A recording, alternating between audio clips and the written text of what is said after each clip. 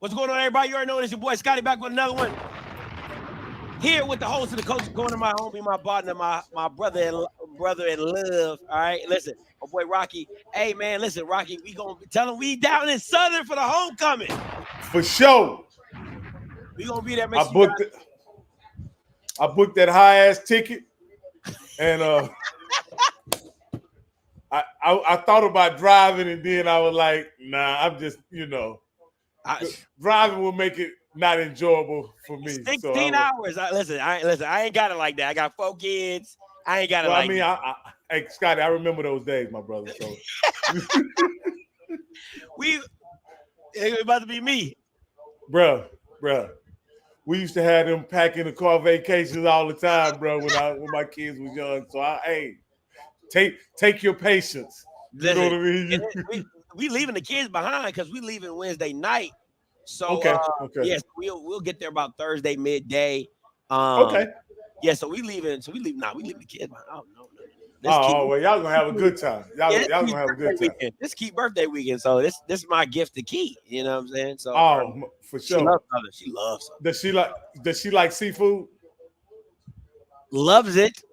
Oh yeah, but she gonna have a good time, man. We gonna have to get us some short broiled oysters from somewhere, man. Your wife rolling with you, or you going? No. She not gonna make it. Hey, she got wore out when we went to the OBC together. She was like to tag along. Listen, my wife listen, the first time we went to the OBC, Key makeup was running because it was so hot. She had a full face of makeup and it was just running. I was like, babe, I had to wipe her. She was like, this is just too embarrassing. So she learned her lesson the first time. She was sweating, she was hot. She did not enjoy it. Did not enjoy it at all. Yeah, but she resilient. She deserves. I'm sure she was cooped up enough. She deserves some time out in the public, enjoying herself in Louisiana. I'm sure she'll have a great time there, man. You know, absolutely. With the baby for the past 2 months. I'm sure I'm sure she ready for some outdoors. Nah, she freaking out. She like, I don't know if I can leave him behind. You think we should take him? I'm like, I'm not taking no baby. I'm not. No. I'm not.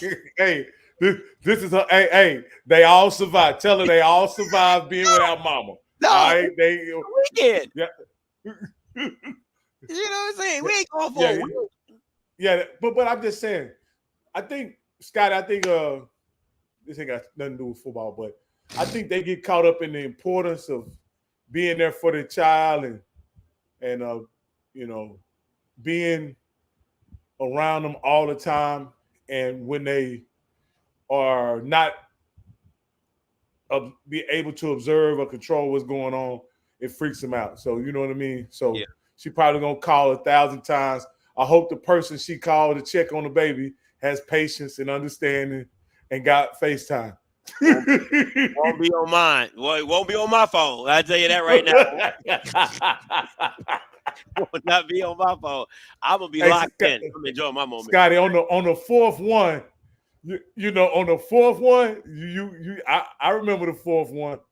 So on the fourth one, you be like, hey man, I need a little me time with this here.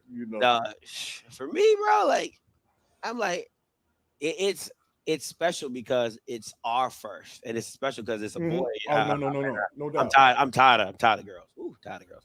But overall, for me, I'm like, he's straight. He good. He living a good life. You know what I'm saying? Sleep, eat, poop. That's all. I mean, this is what it is. So it did. Hey, and she don't realize how nice it is now because she don't realize when he go from leaving one place and he's there when she get back. When he start moving, that's the problem. That's the problem. That is the problem right there. When that Bama start moving and getting up and going, that's what you don't want. That is what you don't want. That is what you don't want. Man, this is Scotty, who did you pick this game? I picked Graham. Okay, I got Grambling too. Grambling too. Who Valley playing? Okay, so before this game starts, Prairie View, UAPB, what was your thoughts on the game? I like Bubba a lot, man. I like Bubba a lot. But I don't think his team went in on either side of the ball with a game plan that gave their kids a chance to win. On the offensive side, I thought they should have ran the football. I thought they should have committed to the run. I thought they should have had a run dominant approach. And I thought they didn't have to be world beaters to beat UAPB. Defensively, I thought they should have just been able to corral Makai like they did in the second half. Just corral him in the pocket. Don't worry about sacking him. Yeah. Just cover. What's his name? What's the kid's name? Yeah, just double him on every play. And then when you rush the quarterback, keep him in the pocket and make him pass to somebody else. And they seemed like they did the opposite. They was trying to sack him, which he's not a kid that you can just one guy can bring him down because he's so elusive. And then what they target Gibson probably 12 or 13 times the whole game? Man, listen, that kid had about probably 12, 15 targets. Easy. You know, and so that's why I say they went in with a game plan that didn't allow them to win the game. And I know Whedon comes in with a lot of experience, accolades, and experience and stuff like that. This is just, you can take this how you want to take it. You don't put the game on the back of SWAC quarterbacks unless you know you got that guy. That's fair. and if I'm being honest, I think Jaden is that guy. I think Johnson is becoming that guy. He's not right now, though, Scott. I agree. I don't think he's there yet. I think they got their guy, right? Like if you're a coach and Bubba leaves, you can work with Johnson. He's not bad. The thing for me is, and I agree with you, I think even though I think they had like 30 carries for 90 yards or something crazy like that, the majority of the carries came, most of the yards came in the fourth quarter and in that last 6 to 4 minute drive, and he went away from it, and I didn't understand it. So, but yeah. Well, you as an offensive guy, this is just how the game usually runs in football. If you want to run the football, if you don't run early, you won't be able to run late. That's fair. Like that's just how it works out in football. I don't know if they didn't try to run early, so when it was time for them to run late, they were able to move the ball, but they had a lot of bad plays. They had a lot of 0 yardage plays, and I think what that is attributed to is I think the offensive linemen got to get used to how the guys come off the ball and attack the run. You know what I mean? Mm-hmm. Like the offensive linemen got to kind of understand how they're going to have to combo, how they're going to have to pass off blocks in the running game, because there's a lot of that in the running game. And so if you don't do that early, if you don't get that, and just think about this. It was one play. It was 2nd and 7, and you can go back and look at it in the first quarter. It was like their last drive. They had 4. I saw. Go ahead. They had 4 men in the box, and they still dropped back past the ball. 4 guys in the box. Like with Johnson, you should never pass the ball with 4 guys in the box. You should let him use his legs against 4 guys. Yeah, QB power, RPO, however you want to do it. But yeah, it definitely needs to be this. Listen, I like this game plan that Grambling's coming in with. And it's weird to me because Grambling's really the only. Oh shoot! Did Alabama State get a turnover or something? Because Valley got the ball back. But I like what Grambling does with their linebackers, having them so close to the line. But once that thing gets broken through, man, it's a wrap. It's a wrap. What I think they're trying to do, Scotty, is I think they're trying to. Oh, he's short. Send a message saying they're not going to let him run. Right, so he's trying to see if they will pass the ball. Yeah, like this is what I think that's goal line.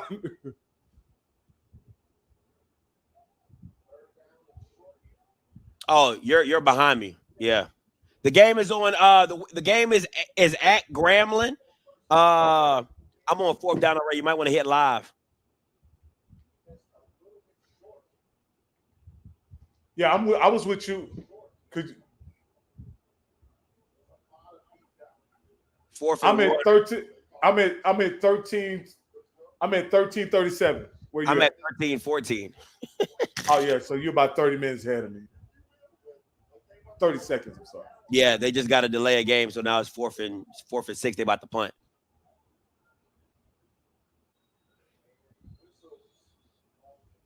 So, Scotty, do you think Grambling is really just trying to send a message early that they're gonna stack the box and see if Alcorn is gonna audible to a pass or check to a pass or something like that? Oh, that they had the same setup at Jackson. That's just how they have their linebackers, just really close to the line. But in this game particularly, you most definitely have to make Alcorn throw the ball because they want to run it 50,000 times. You got to make them throw. Got to make them throw. Like Cat Williams said, got to tell Diddy no. You got to. Now, what I did realize, and this going back to the preview game, I did see a professional play caller yesterday in that game. Tony Hall. Yeah. Tony Hall. He was listen, he called the first half so masterfully, it was just ridiculous. He called it. I've never seen RPO work that well on one drive where he closed it out right before the half. That thing was so spectacular. And Makai was just making plays all the way around. But Grambling's here on offense is I'm on 13:07 right now, 1st and 10. I'm curious to see what Dooley does to protect Miles Crawley because they said they was going to do more 6 or 7 man protection. We'll see what it looked like. I think if Dooley watched the game last night, he could take a lot. Valley up 14-0 against Alabama State.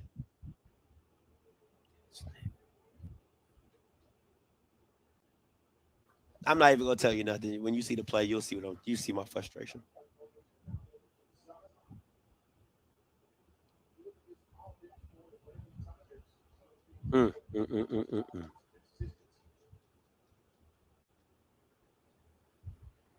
This shit's stupid. Yeah. I don't get why people do that. Like, I never understand running. I like balanced. I like balanced formations when you run because you don't know which side I'm gonna go to. But that's just me. This O-line. I don't like that play. That's what I don't like. I don't like that play on the pros. I don't like that play in college. I don't like that wide zone run at all. Yeah. This O-line is getting worked. This O-line is getting worked for real. And again, you're not seeing any motion to see how the defense is playing, what they're doing. Are they in zone? Are they in man? Are they blitzing? Like you don't have enough motion to tell you that. You're just lining up. Scotty, the dude went in the A gap and didn't even get. How does a guy whiff in the A gap?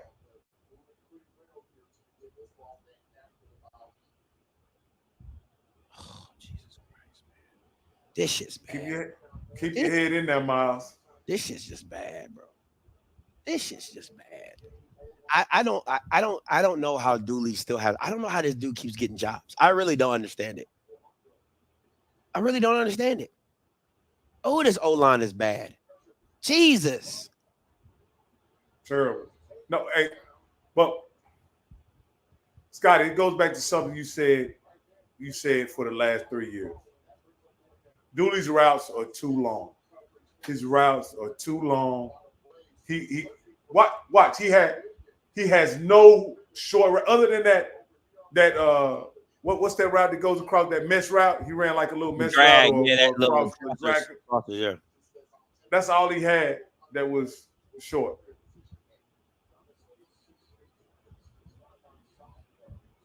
And when I run that on Madden, I realize even that requires a certain level of protection.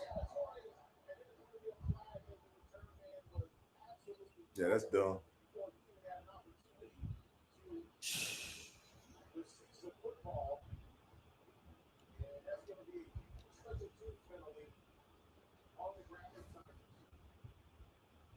Lord have mercy. This, God Almighty. It just doesn't make any sense to me. You're backed up in the end zone, and you're doing. You didn't do a tunnel screen. You didn't do like you said, slants. A mesh concept, right? Just something to get the ball out of Crawley's hands early. So yesterday, I saw this play. You maybe can tell me what this play is. I guess to me, it almost like it was a check for a blitz. They just bubbled a running back out to the short side of the field and invited the blitz in and threw the running back like a little screen. It wasn't.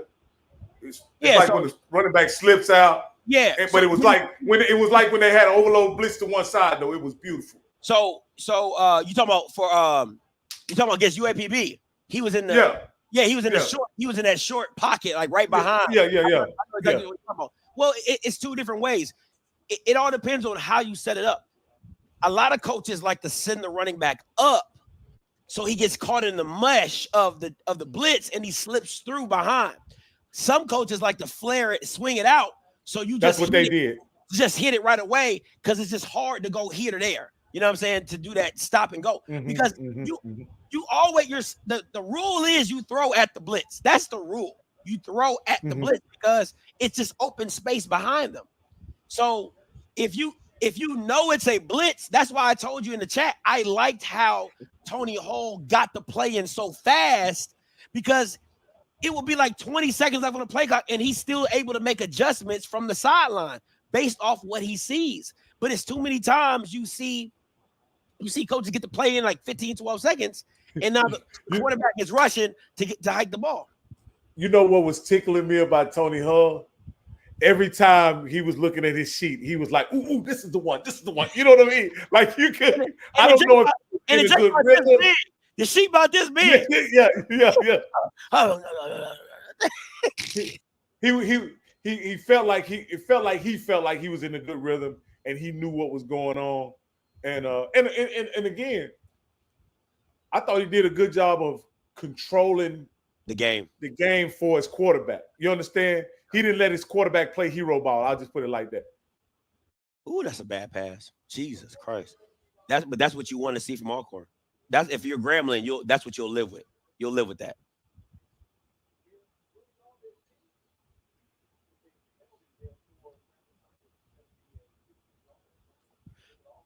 Oh, here we go. Oh, they doing that Valley stack.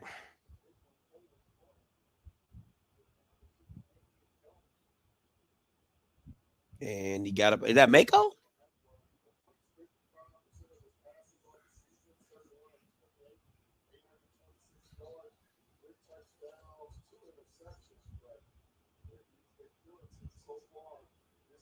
I'm telling you, if he catch them on a pump and go on that Valley stack, that triple, I'm telling you, it's a touchdown every time. I'm telling you right now, it's a touchdown if he catch him on a pump and go. It's there. It's there. He just got to set it up. Who runs the goal? The second guy or the first guy? The first guy. The first guy comes out the stalk block, and that's a bad pass. That's a bad play. But the first guy comes out. You get either one. It all depends on what you feel. But for me, I like to do it with the first guy because he's the first initial blocker, right? So if he comes out and stalks, because he's the really one setting up the play. He's the one who's going to tell the DB that I got to block. So you come up, you fake the stock, and then you get around. He pump it. I'm telling you, it's a touchdown every time. I'm telling you, it's a touchdown every time. You might not like Alcorn's play calling, Scotty, but let me tell you what it is doing though. It's very conservative, and it's not letting the quarterback warm up without putting the game in jeopardy. Special teams kills Alcorn again. But no, I agree with you. And I don't have a problem because in the SWAC we see too many times DB 7-10 yards off. So you might as well throw it. If you make that guy miss, you to the crib. So I'll take it every time. I'll take it every time. Man, hey, Scott, this is a horrible football. I knew you was about to say something. I didn't want to say that. I was just gonna let it happen. I was like, before I can see that, it's gonna be bad. It is gonna be bad. Jesus. Ooh-wee. I knew. I was waiting for you to see it. I was just waiting for you to see it. And oh man, I hate to keep going back to last night, but I'm gonna do it. The kicker from Prairie View. Prairie View. That's the best kick performance that I can remember since I've been watching SWAC, man. Yeah, he was kicking that thing. He was kicking that thing. He was kicking that guy. And for him to hit the crossbar twice in the same game, that was sick. Yeah, he said, we got to make it happen. Got to get it in there. Oh my gosh. This is lazy play calling. Scotty, Miles is your guy, right? Miles is your guy. Yeah. What do you get him? How do you get him settled into the game? Short routes, catching throws, seeing it quick, like seeing it quick, boom, boom, boom, or setting it up to where I'm going to, hey, listen, second and 6, second and 5, we're gonna take a shot right here, throw it to Javon. You just gotta let them know where we're setting this play up so that the ball has to go to A or has to go to B. But earlier, if you get Miles in like a West Coast style offense, it's really good for him because he catch and throw. He's a catch and throw type of guy. Hey. Well, okay. My problem with the catch and throw is the play design has to be impeccable with the catch and throw. Yeah, but at the same time, a lot of it is if you set it up, it's just smaller levels, right? And I'll give you a perfect example. You remember Shador? He would always have that running back go out. Yeah. You know what I'm saying? Yeah. It's just small levels. Instead of the flood concept level being a flat, a dig, and a go route, now my levels is boom. That's what you want to see.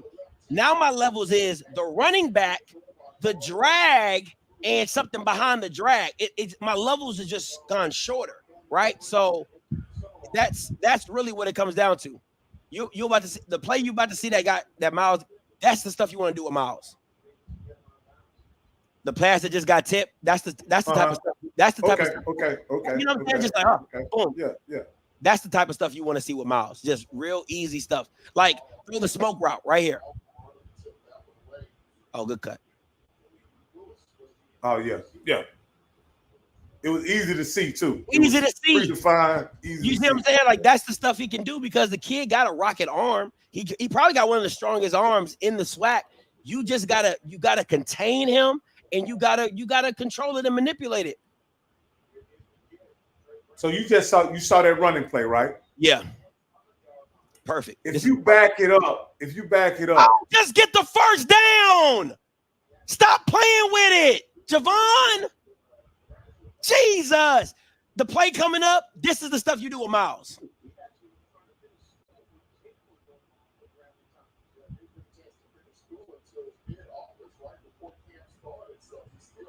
Oh yeah, I see what you're saying. Get the hell. Yeah. Just get that was a nice play by Dewey right there. That was a nice play. That's the stuff you need to see. But you can run that on first down. That is true. Now let me ask you this here.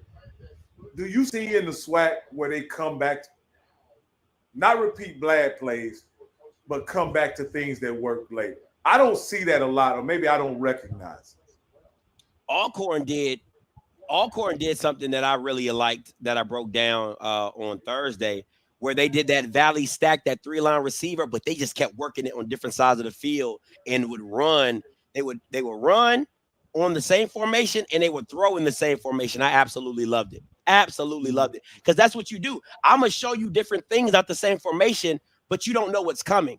And that's what I don't see a lot of. That to me, that's called a scheme building, right? To where like Gus Malzahn spread, that Cam Newton spread run, right? The option power, whatever they call it.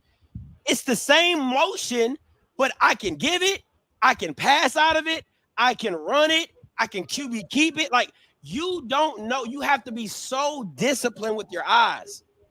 And I don't see that a lot of times in the SWAC. Coach Cole taught me last week. He taught me through the QB power, a version of the QB power.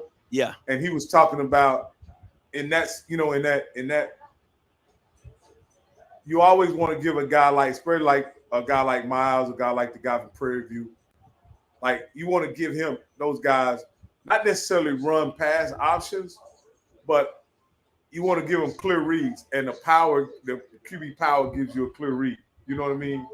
Because if the guy steps up, you can hit the shallow flat route. If he stays back, guy can run it in. Yeah. You know, and then if they crowd him too much, you got the guy running the banana behind to the back of the end zone. You know. Listen, I like what Dooley did, that play that Javon didn't get the first down.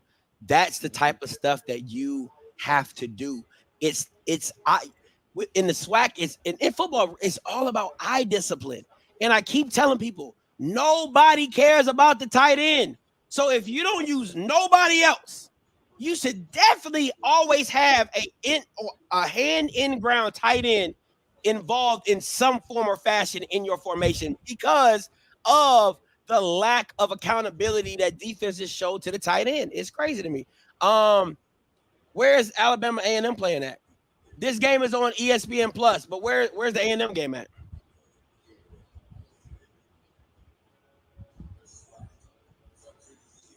Rocky, is there a way that you can push the live button and speed your jank up, see if it speed up? Let me see. No, because I don't want to be telling you. HBCU go. It's on HBCU. I ain't watching that. No, I'm still on commercial, bro. No, you go ahead and react, man. I'll catch. Oh, good play call. Good play call. Boy, they using that boy Mako.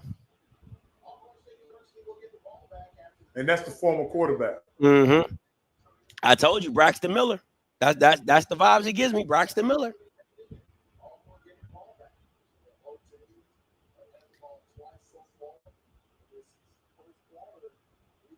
I just like the way they using they dibbling and dabbling with the passing game with the quarterback. They not putting him in situations where he can mess the game up. I like that part of it. Touchdown Alcorn. Let me see what we got here.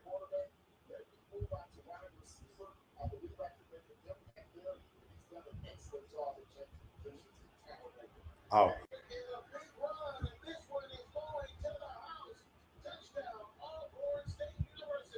That's bad defense. He's nasty though. Don't get me wrong. That boy number 28 nasty, but that ain't down in two-hand touch, Scotty. So what you talking about? I mean, he ain't down in two-hand touch, Scotty. Oh, real. Flag, two-hand. It didn't matter. That's a touchdown regardless. Like that's bad defense, man. That is bad defense. But that's great execution, because at the end of the day, that's what Alcorn wants to do. Alcorn is not going to throw the ball anything past 10 yards. And the one thing I said about Gales that I like what he's doing is he's calling plays based on his personnel. That's it. We calling plays based on my personnel. Man, I'm gonna tell you. They think Alcorn is not giving the game away, and I'm not saying that Grambling is trying to get a game away, but what I'm saying is, the more risks you take with your play calling, the more likelihood is there a devastating mistake. Good play callers are risk takers by nature, so I'll say that. But when you don't have that guy, and this is where I always say, I do it. Why put the game at risk? Why not wait till you break like Alcorn? You break an inside zone for a touchdown. Now you up. Now you got Grambling over a barrel. Dooley may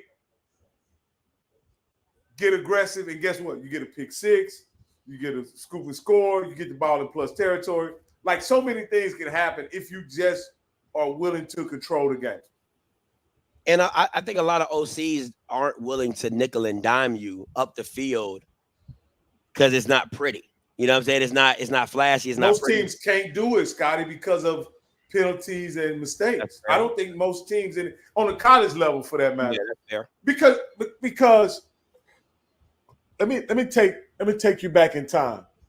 Back in time, you used to have fullback dive, power, which I would call power, and then you would have a counter play. That's what people ran most. That's what everybody ran mostly. Those you could nickel and dime those plays because that was just a repetition of the same plays. You get 4. Remember, people said 4 yards in a cloud of dust. Well, nowadays, what people are trying to execute in the game, Scotty, is way more complex than that, and there's so many things that have to go right for the play to work. you know.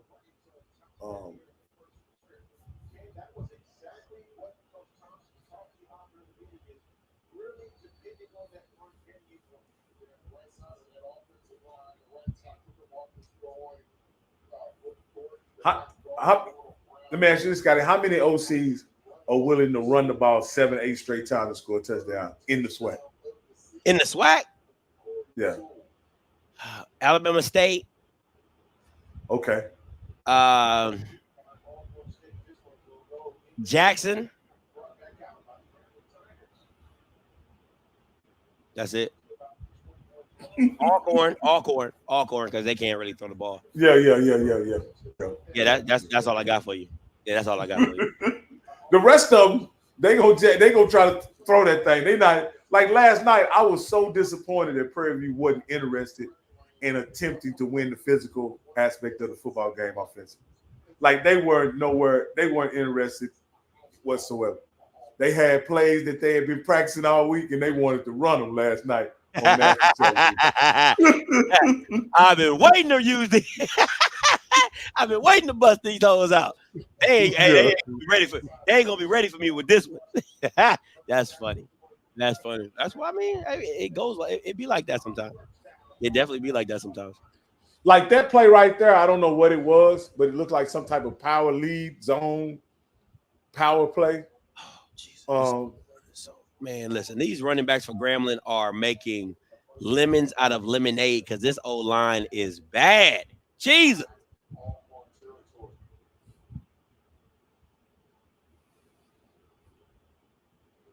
Hey, Norfolk State out here battling, okay? They out here putting work to Towson right now. Really? They it's 14-10. 14-10. Man.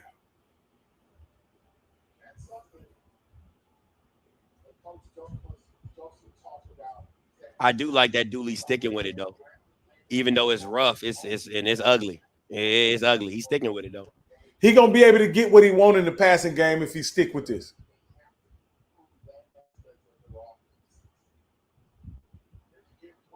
Scotty, he gonna get with Robinson. He gonna be able to get what he want because at some point you're gonna have to single him up. Yeah, like right now.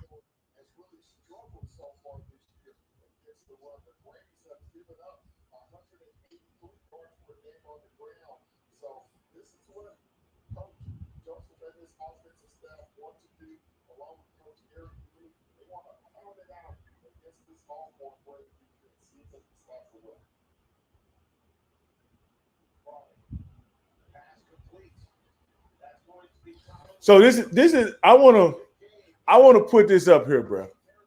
Now I want to talk to old Willie. Run if I'm gaining 5 yards of carry and I'm not turning the ball over, running the ball 50, 60, 70 times a game work, coach. I don't give a damn.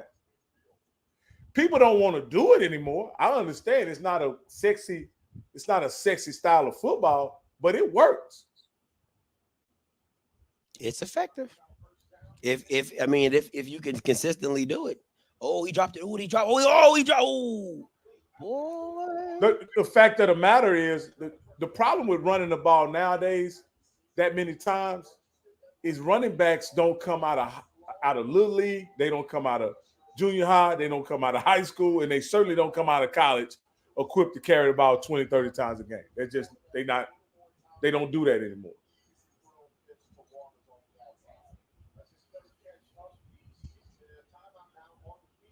as a running back, you lucky if you carry the ball 15 times a game. Hey, Bishop. Everybody is running back by committee. Your funds better match. Listen, if they moving you to Maryland, that price of living is different than Florida. Florida ain't cheap either. Florida ain't cheap. But I'm saying that. Fort Meade ain't bad though. Fort Meade, there's some areas in Fort Meade that ain't too bad. But hey, if they moving him to Meade, they moving his money to Meade too. They got his money right too. He ain't going from Florida to Maryland if his money ain't right. I'm sure. Hey, that's facts. Nobody want to deal with them hurricanes. I would have been gone. Man, you couldn't pay me to. I ain't pocket watching, but I know if somebody move from Florida to Maryland, they know what it is. Yeah, man, you could get me a bag of Doritos and a Sprite to get out of Florida, boy. No hurricanes ain't it. No hurricanes is not it. Man, you can put all the crab cakes you want to. Bishop said we got crabs down here too. You ain't running. Oh man.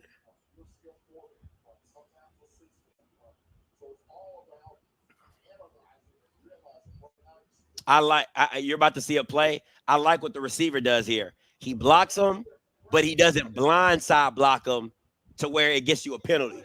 He does just enough to get in his way. Get in his way. And that's smart.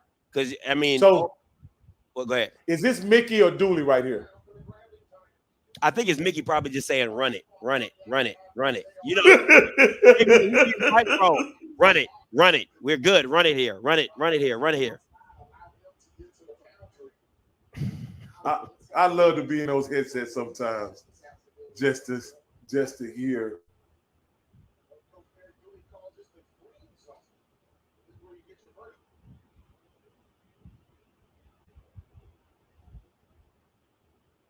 I don't like the play call, the last play call, especially when you've been running the ball the way you have. But that's just me. That's just why. Me. Why?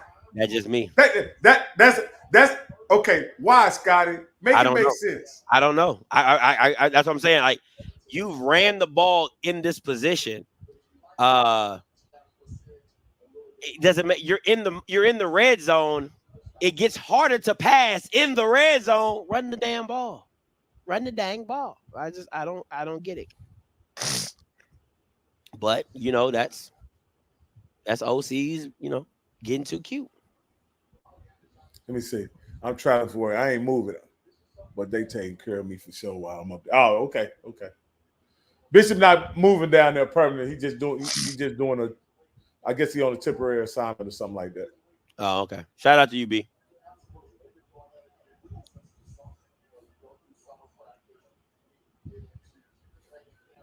Hey, Bishop, let me ask you this question, Bishop. You were a running back in the SWAC, and you were the last. You're not probably the last, but you were one of the most recent workhorse running backs in the SWAC. In your opinion, why aren't there many workhorse running backs anymore in the SWAC? Like guys you could turn around and hand the ball off to 20 times. Why they don't develop guys like What a catch. What a catch. That number 28 been killing niggas. I ain't even gonna hold you. That he's the one that caught that pass against Prairie View. That Bama got some hands. I don't know who that Bama is, but that Bama got some hands. And that's a great throw by Miles. That's a horrible route. God, dog, that's a horrible route. Oh, no, he's out. He's out. That's not a touchdown. He's out.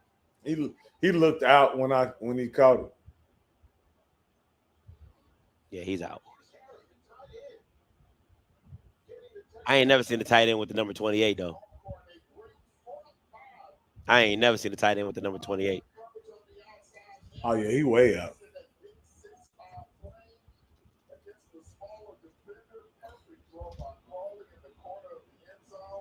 He says not that style of football in the SWAC, honestly. Okay, it's style. Okay, all right. I mean, I look at it like this. You got to I think that puts. Yeah, he definitely didn't. He's definitely out. I think built to bludgeon you. I think it's like this. The reason, and this is the thing about why I say Willie Simmons is the way Willie Simmons is, right? Is because It's not the SWAC style, but his team was built for it. You got a Bishop Bonnet. I got a great offensive line. Hey, let's run this thing, right? Rashawn McKay he was a game manager. He did what game managers do or whatever. But that's great play calling. Hey, we're not this passing team because we don't have all the pieces at the quarterback that I would prefer. Hey, let's hand this thing off to Bishop. Let's get it going that way. And then what does he do next year? I get Musa. I throw it around the yard. But to me, once again, that's just great play calling and saying great. That's a great offensive minded guy to say, I'm going to run my team what it's best fitted for. And you got to give him credit for that. Oh, that's a good point. Because remember in the South Louisiana game, everybody was mad that Bishop didn't get 20 to 25 carries. Yeah. I think that's a great point that Bishop made, is that he was so effective. He was the more effective running back of the group. I get it. But even in here's my theory, Scotty. With quarterback play, what it is in the SWAC, whatever y'all want to call it, good, bad, average, whatever. We know that it's probably been most teams have played two quarterbacks at least at this point. With that being the situation, why wouldn't you have a system that was more quarterback friendly and didn't allow for the quarterback to put the game in jeopardy? You know, there are some pretty solid running backs in this league.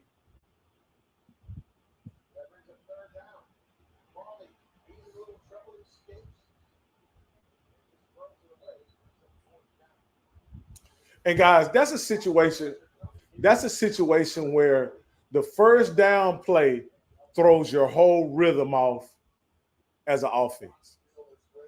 You should have just continued to run the ball on first down, but yet duly calls a pass play on first down, gets you behind the sticks in the red zone. You run another pass incomplete. You end up running the ball all the way down there, and you finish the drive off with 3 incomplete passes. In my opinion, guys, that's just dumb. It's just dumb. You literally ran the ball down the field 70 yards and finished the drive off with 3 straight incompletions. That's just dumb.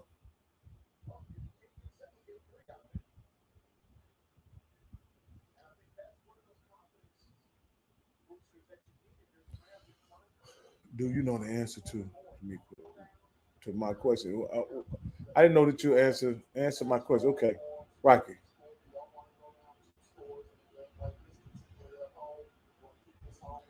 Willie, I know that it comes from the coach that Coach Willie Todd and Jerry Rice and all that. I'm a football historian. I'm not necessarily a SWAC historian, but I'm a football historian. So I know that comes from the SWAC. I know SWAC in the 70s and even the 80s led college football in innovation, especially in the passing game.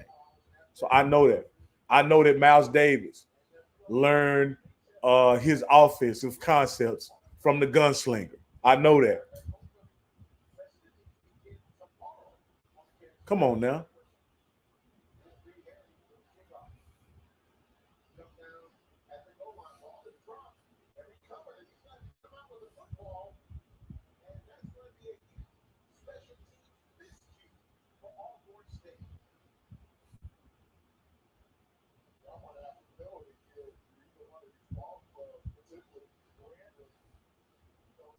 Hey, Scotty, do you think Texas is going to cover 14.5? They're a 14.5 point favorite.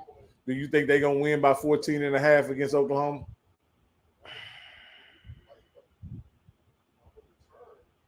No, it's too much. I don't think so either. Much of a rivalry. Yeah, I don't. I think they're going to win pretty convincingly, but I think Oklahoma's defense is too good. And their offense ain't shit, but their defense is too good. Thus, they get a sack on the first play of the game. Yeah. Man, my son over here got these nosebleeds. I'm trying to get him some stuff, but this man, Was the allergies real bad or something? yeah. Yeah. He might have to get his nose cauterized. They got some lasers they can run up in your nose. They do that? Yeah. Shoot, he needed because his nosebleeds, bro.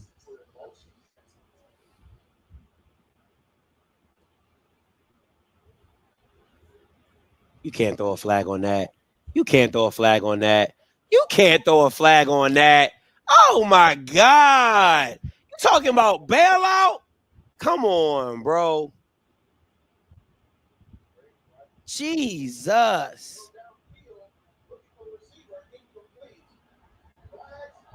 Oh yeah, that's a bailout. Yeah, that's a bailout. But it was 2 flags. I mean, if you go back and watch it, when they play it in slow mo, you be like, yeah, it's a flag. When you play it in slow mo, it's a flag. He grabbed it. Yeah, it's bad. It's bad on slow mo. Oh yeah, he grabbed him. Yeah, it's bad. It's real bad on the slow. Yeah, I mean he he thought he was beat.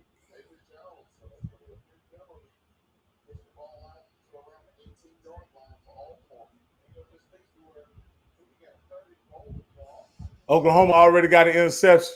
Hey, Rock, I'll be right back. All right.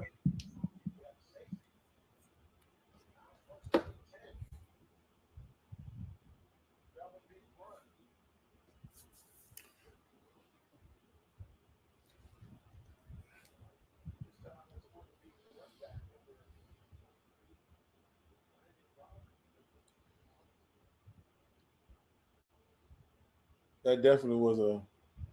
Everything early seems to be going Alcorn's way, man.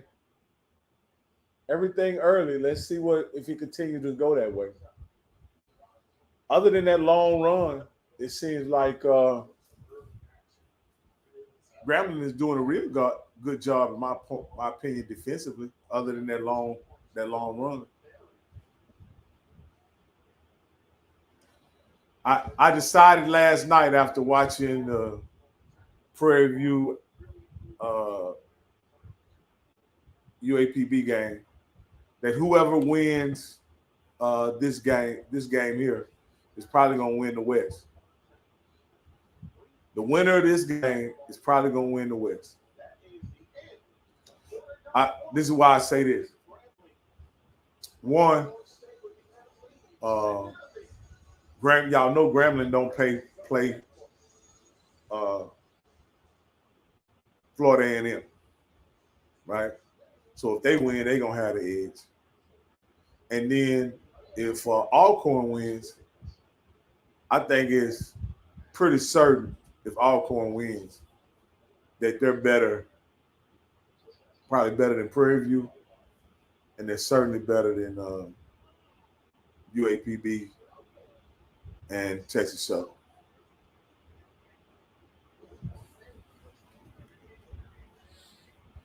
For sure. Let me see what we got here.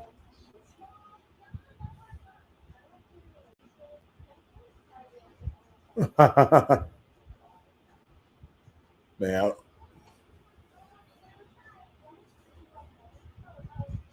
what was Dilfer supposed to do at UAB?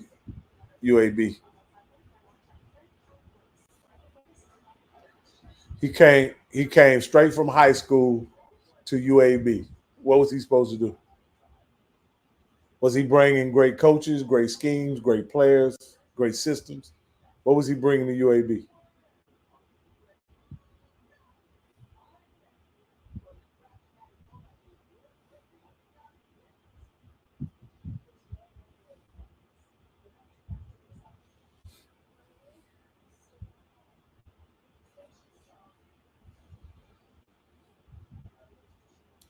Yeah, unfortunately, KP, I agree with you.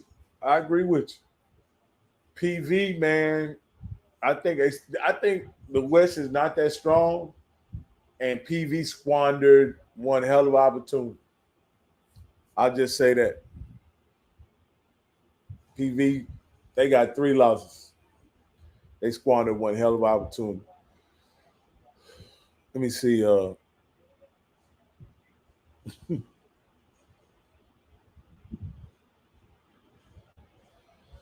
have no idea who's going to win that conference. Let's see. You think so? You think Southern going to beat Texas Southern? Pastor Vic, you got any money to say that?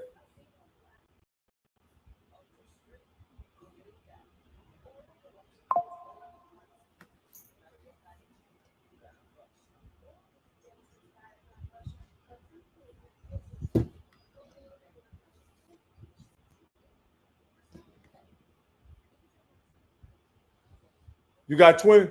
Bet. I got Texas Southern. You got Southern. Bet.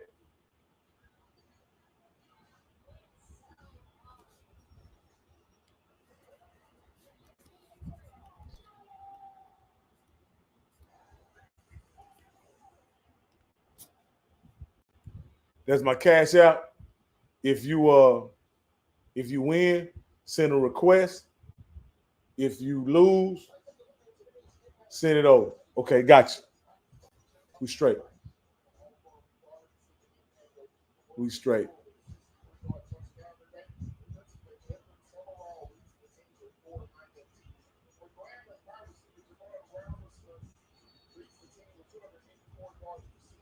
Yeah, I can remember Pastor Vic.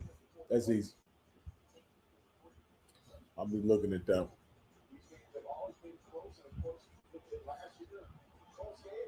But hey, you know it must be bad. Boy, we betting on 2 bad teams.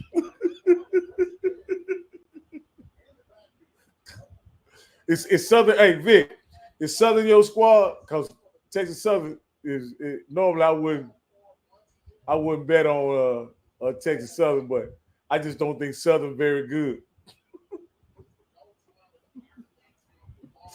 Oh man, we betting the Bad News Bears against the Little Giants. Boy, we it done got bad out there. Ain't.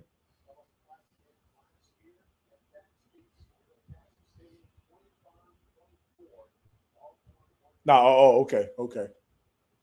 So you got a squad.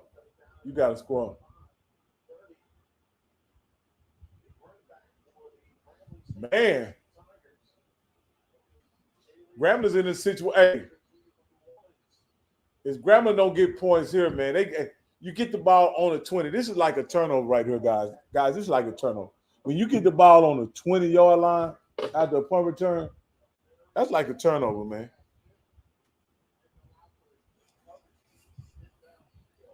How do you usually do this? Hold on. You do it like that. Gotcha. Who got 20 on what? Got 20 on what? Me and Vic made a bet. I took Texas Southern. He took Southern. Oh. Hey, listen, they play. I said, hey, that's the Bad News Bears against the Little Giants, man. That ain't no. That's a fair bet. How did Alcorn offense look? Garbage. After interference. Garbage. Oh man, boy, you stupid. Grambling got the ball on 20-yard line after punt return. Grambling got the ball on the 20-yard line after a punt return? Yeah, on their 20 or Alcorn? Yeah, no, on Alcorn 20. Oh, what? Yeah. What happened? The dude dropped the ball or something? I think what's his name got sacked a couple times, and then number 15 got sacked a couple times, and then when they punted, he got a good punt return. Oh wow, pretty good punt return. Okay. But the punt was probably a 30-yard punt. I mean, it wasn't it was one of them little league punts. Oh wow. Okay. Hey, he talking about us betting on Southern and Texas Southern. Texas Southern. It's just degenerate gambling. Hey, when you need your fix, you need your fix. Now he said Southern's gonna beat Texas Southern, and I thought that was just egregious for him to say that. And I just said, hey, what your money say? And he said 20. I like that. Come on, let's see it. I mean, I just don't think Southern is a good team, man. I just don't think they're good. Not that Texas Southern is. Let me see. Both of them beat Prairie View, so. Yeah, that ain't saying much now. No, man. That is not saying much now. Man, Scotty, Texas, I mean, Prairie View has squandered one hell of an opportunity, man. Like that, the West is wide open. I think this is Grambling's homecoming, if I'm not mistaken. I think it is. 3rd and 3. I think you should do a. I didn't even like the play call. I hate when people do toss to the short side of the field. I hate that. I hate that. My issue is that I would have rather him fake the toss and have that tight end come underneath for a drag and then just boop. Man, Scotty, I think they were set up for like I don't know if you call it a counter, but I think it's a counter when you pull and come back around toward the camera.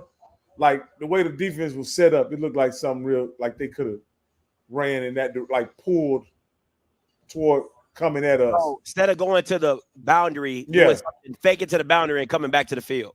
Yeah.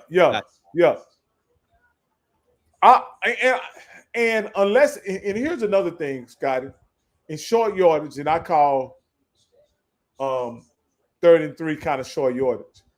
I'm always in favor, unless you have a dynamic running quarterback.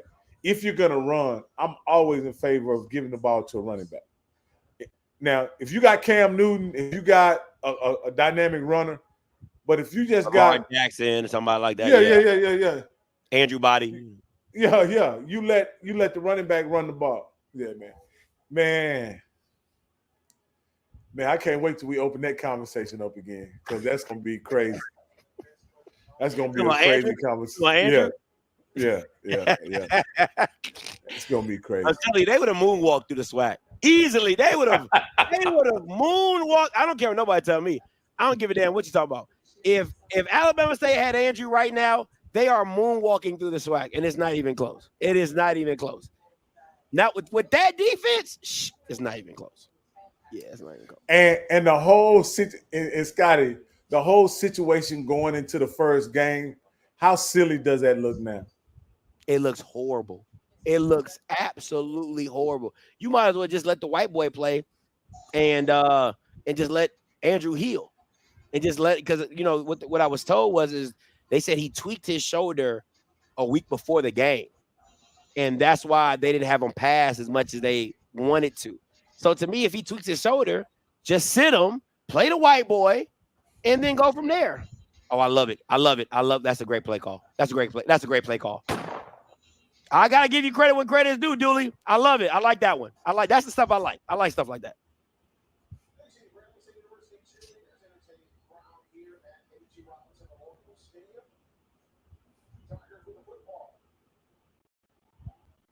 Oh yeah. I like stuff like that. Now you come back and you should run the ball right here. It shouldn't be too easy, but it'll be too difficult. It'll be too much like Wright if he did, and he did, and they ran blitz.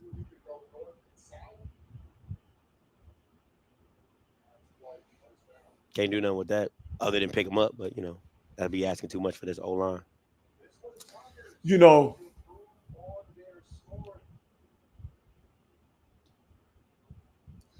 Though I'm not a Scotty, I'm not a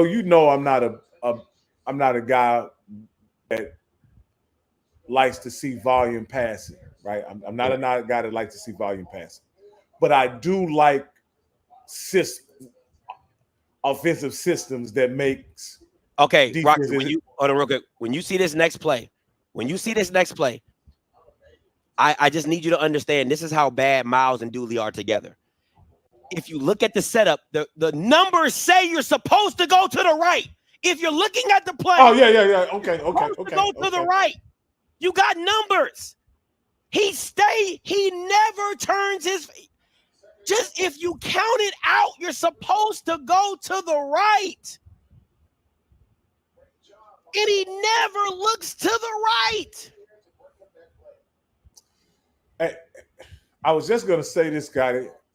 I appreciate quarterback systems or offensive systems that makes defenses guard every blade of grass on the field, whether it's run or pass. And it don't seem like there's many systems out here that make them guard every blade of grass.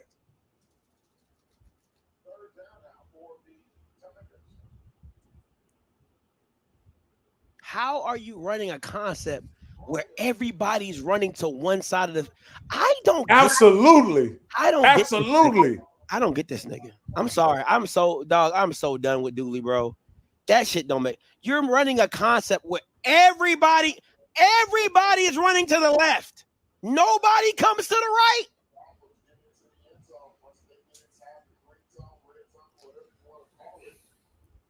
right. Do you think a receiver ran the wrong route or got bumped off or something like that? Man, I don't know. I gotta see the film copy, the 11-man copy, because this junk is. Because somebody had to be coming back right. From what I saw from the play, nobody was coming back the other way. I'm talking about from the other side of the field, though, Scott. I don't know, man. I don't know. I'm just sick of it. I'm sick of seeing it. That's I don't care. I do not care that the wide receiver dropped the pass or whatever. If you're looking at the numbers, just sheer numbers of the concept, we got 3 on 2. I'm going to the right side. I'm going to the right side. That's just literally basic math. I got 3 people to the right. You got 2. 2.5 because of how the linebacker's playing it. I'm taking that. Every time. I'm taking it. And you can stare it down. You can stare that side of the field down because you got 3 routes. So you can work if it's a levels concept, if it's a dagger concept, if it's a spot concept where you got maybe a corner, a spot route, and a go route or a deep dig over top. Whatever, you can look at it all because it comes in levels. But Jesus Christ, Scotty, that play that you said would that he looked the wrong way. He could have ran like a now route right to the guy in the slot and got at least 4 yards. You could have the same play you just ran before. You could have ran it again on the opposite side. The little screen, the little tunnel screen. Man, I don't, man. Mm-hmm. Boy.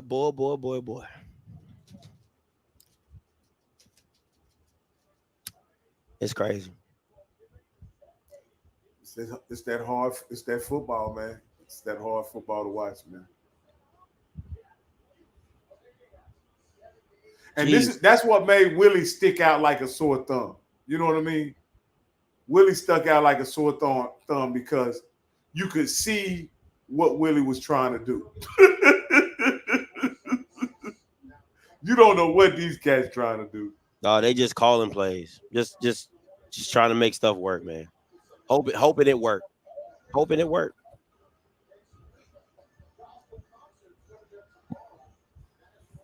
Jesus Christ. Oh my God, man. You're in the red zone twice, come out with field goals. And in both times in the red zone, you threw it every time. Well, they ran the first time and they got stuffed, and then they threw the rest of the times. But Jesus Christ. There are things that work that should be principles. Like, I'm going to go tech. Me and you watch the Cowboys a lot, right? Yeah. I don't care what people say about Mike McCarthy, but he got a offensive philosophy when you get inside the 20. He's going to first try to get it to his best receiver. Then he's going to throw it to his tight end. You know what I mean? Right? And he's going to try some type of clever running play or screen or something like that? Why can't it's almost like, and I'll ask you this after this play. When you have these offenses, do you need a different system when you get to the red zone? Absolutely. Because you can't my play sheet gets shrinks, right? I can't call certain play concepts because of just the shortness of the field, right? So yeah, my bad, guys. Let me change this score real quick. Yeah, so my play sheet, my call gonna change, right? But at the same time, you gotta have, like, it's the same thing in that 2-point cover when they went to the two. You gotta just have go-to plays, stuff that just works, right? And a lot of it is the underneath stuff, the flat routes, like, is because what you're trying to do in most situations is I'm trying to press the defense back so I can open up the flat just to get my guy the ball, turn up and do what you can do, right? Or I do crossers and then I send my running back in a Texas concept so the middle of the field is wide open. It's little things like that. Oh wow. Oh wow. Oh wow. Oh wow. Oh wow. That is just bad. That's just bad. He gotta be from Baltimore if he's doing that. Jesus Christ.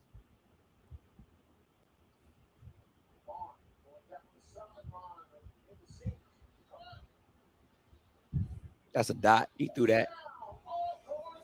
That's a dot. But again, he didn't have to read nothing. It was literally it's man. That's backyard football. That ain't shit but backyard football. No, it's man coverage. You know we've ran the ball so much that you're playing run defense. You're stepping up on everything. We catch you in it. We throw it. If it's not there, throw it away. Yeah, that's the safety's fault. That's the safety's fault.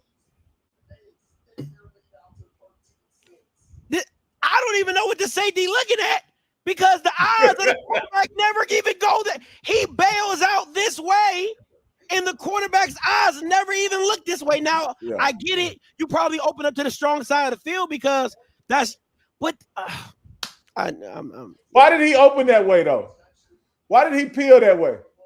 It was probably part of his assignment. That's why he just opened up that way. Oh, okay. You know what I'm saying? But I ain't a defensive guy. But I thought the free safety keeps his eyes on the quarterback. That's what I thought. That's what I thought. What I thought. If the quarterback looking the other way, it ain't no use of you flipping your hips. That's what I thought. I tell my son all the time. He plays safety in flag football. I tell him son, what's gonna take you to the ball? Quarterback's eyes. I mean, that's rule number one. Quarterback's eyes. Watch this.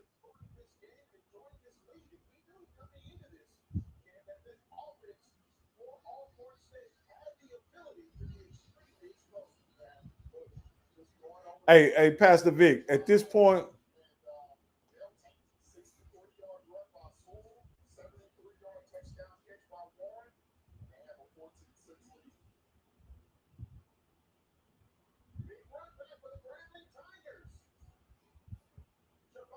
get that man the football and keep him with the football.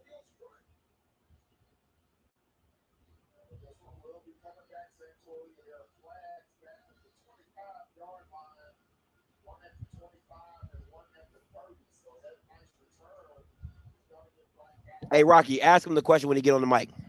All right. Yes. Hey, when playing safety, how do you, I guess the question would be, how do you find the football when playing safety? By the quarterback's eyes. Thank you, sir.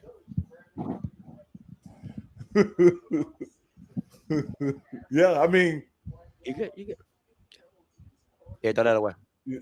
Yeah, I mean, so here I'm at this point though. I'm at this point as far as with the swag. We can't keep I say we, but I don't think you do yourself no favor by keep changing out the head coach. Well, I don't think Mickey is. I think Mickey's going to leave. I think Mickey's going to leave. If Lane Kiffin's going to Florida, word on the street is he's gone. He's going with Lane Kiffin to Florida, and I don't blame him. I don't blame him. Oh, okay. Yeah, that's the word on the street, though. That's the word on the street. Okay. And then they're going to slide, from what I've been told, they're going to slide Dooley in as the head coach. That's word on the street as well. I love it. They could have been, Javon, just get the goddamn first down. Bro, I know I call you baby Tyreek Hill. Just turn upfield. Jesus Christ.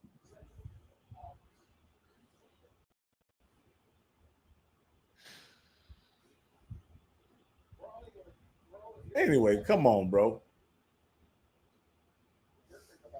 We see back in old Texas, we call that tipping.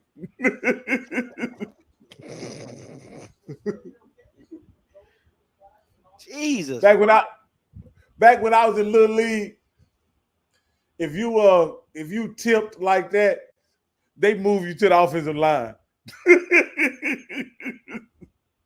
They didn't care how fast you were. If you weren't decisive when running the football, you couldn't be a running back. Bro, this next play, this is what I'm talking about when I say Miles Crawley can do the job.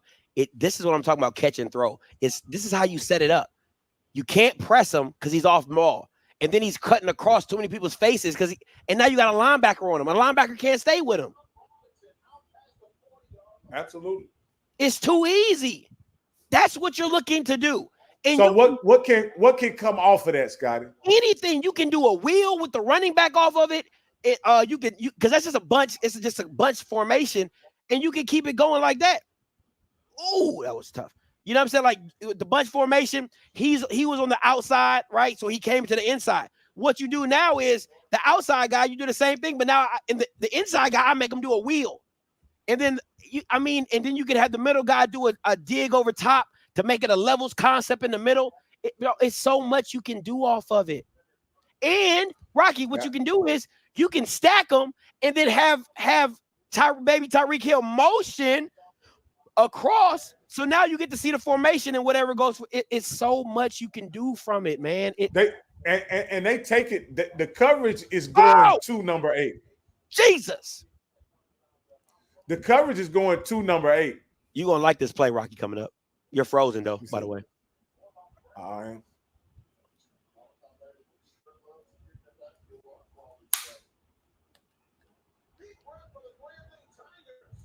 Oh, yeah, that's a grown-ass man. Hey, Rocky, I'm going to take you down. You got to fix your camera. You got to fix your camera. Yeah. That is funny. That's the Bama who need to be running the ball. Not no 0. 24 needed. Whoever 24 is, get the name of that vehicle. Get the name of that truck that went through that hole. Get 24 the ball. Get 24 the ball. Boom. Get off me. Boom. Get off. Man, did anybody see that truck that went through there? Jesus Christ. That boy got lifted.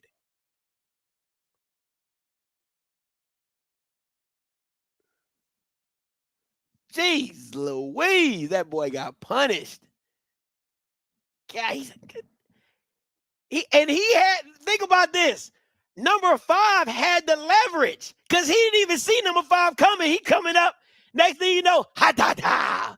Yeah, gave him that Walter Payton. Gave him that Walter Payton forearm. Who is this 24? He needs to be the running back from here on out.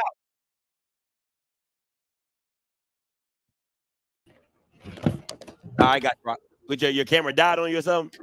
Yeah, hey, I was using this. So okay. You know how you can use your you know what I'm talking about. Yeah, I got you. Yeah, my phone just freaking died. I'm trying to clean up I'm trying to get to heaven, Scotty. So I'm trying to clean up my life. I'm trying to get to heaven. I can't leave my language up. That's funny. That's good, man. That's good. I'm glad. You need to talk to Perry. He need to clean his. He really need to clean his language up.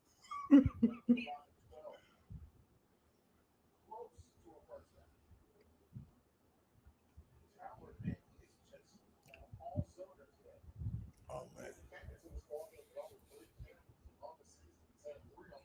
man, I swear, Scotty. There's some running backs in the SWAC that they have flashes, bro.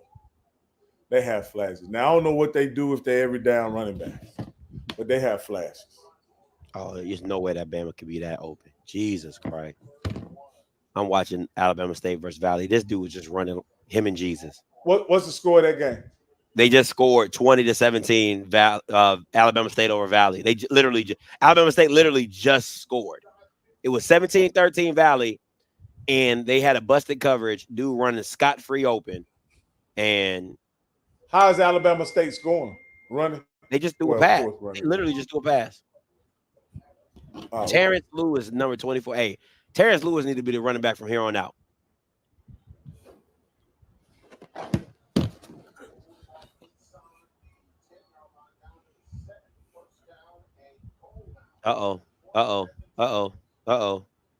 Javon Robinson hurt.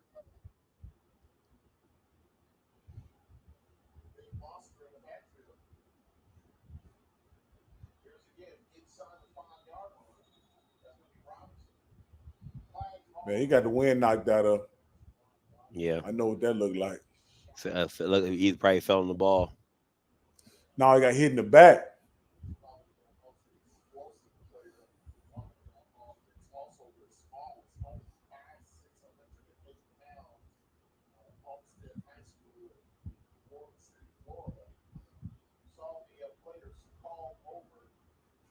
Who got the score for the Alabama A&M and Bethune game? Hey, Norfolk State is battling against Towson. Perry called it too. He said Norfolk F around and win this game. He said it. Diedrich Talbert, 24 is football. Okay. That whoever 24 is need to be starting running back. 14-0 Alabama A&M. Did I pick Alabama A&M or did I pick Bethune? I think I picked Bethune.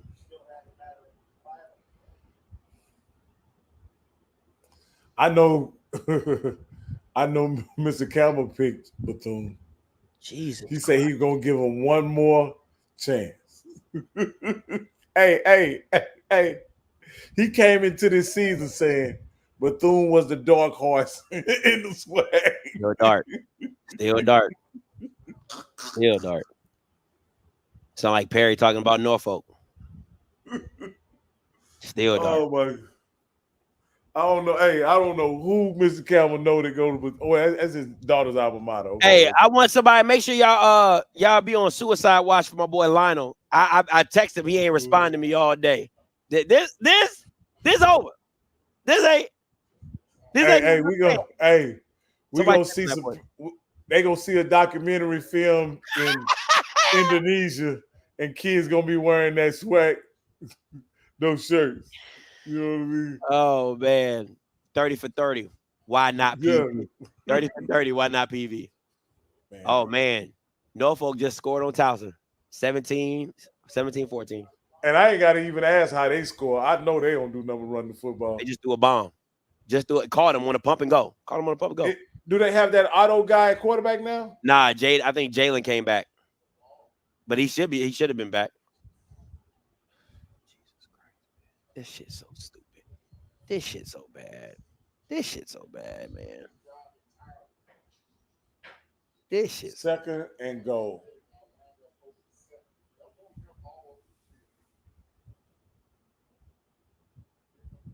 Not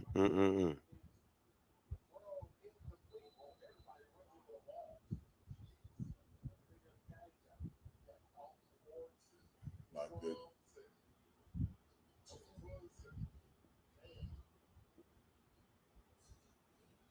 So can we just can we do something right now? Can we just say it wasn't Brashawn McCray? It wasn't that's fair. Harold Blood. Oh my God, Miles, step up in the pocket. Oh my God. Yo, just throw the team away. Just throw the team away. Just throw the team away. I'm so serious. Throw the team away. That shit's so bad. It is so. Step up in the pocket. Why does he keep running out and going around? Jesus.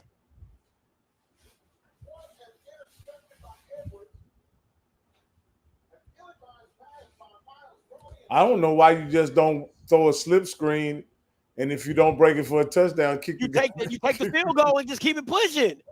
Yeah. Stupid. You gotta coach to win the game.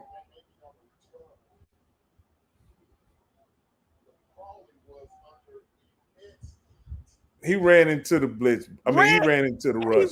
And he does that all the time. He does not understand that you got to step up and get out. That is how you get out of stuff of that. Jesus. Well, I know in Madden, when you step up, it gets to reset your blocks. You know what I mean? It resets your blocks. I never played quarterback. I don't know. But in Madden, it resets your blocks. A guy could be slipping off the block. You step up, the lineman gets to re-engage with it.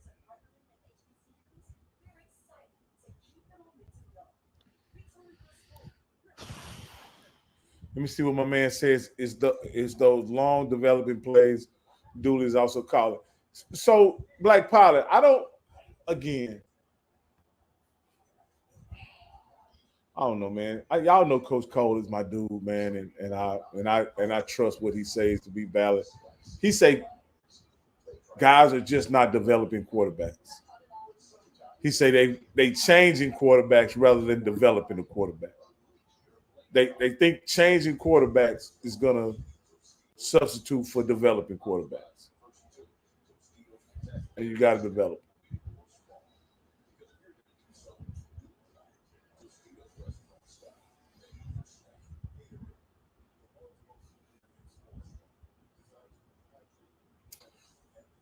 You know, before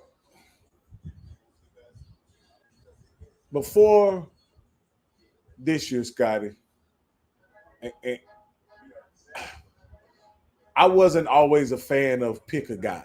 You understand what I'm saying? I wasn't. I always put the best guy in, this, that, and the other, whatever. But this year has made me appreciate pick a guy. Yeah. Because they're not having success with no guys. Yeah. And it seems like neither guy is getting better. You understand what I'm saying? Yeah. You're getting the same stuff over and over and over again. Why have you always been in favor of picking a guy?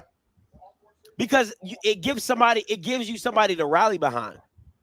You know what I'm saying? Like that's my thing. It gives you somebody to rally behind. But right now, I would bench Miles.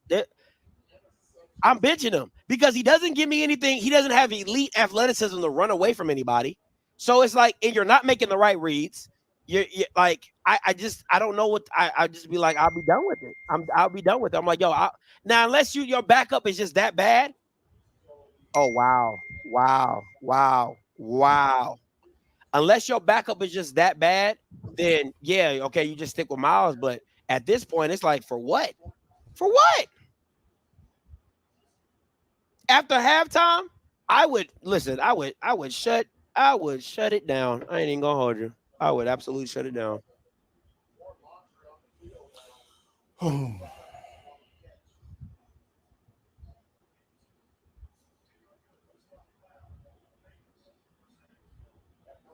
I'll be so done. It'll be ill. Just that would mean Daniel Richardson would be the only guy who's taking every snap for his team. I think that maybe the UAPB guy is taking all his team snaps. Makai, yeah.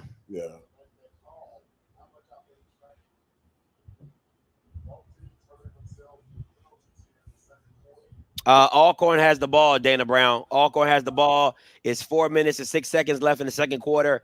14-6 Alcorn.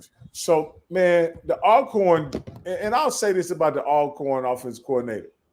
He protecting his quarterback, and he's not allowing his quarterback to lose the game. And there's something to be said about that, Scott. He's not out here calling plays to put his quarterback in jeopardy of losing the game. Yeah. That was a great play by Mako. Great play by Mako.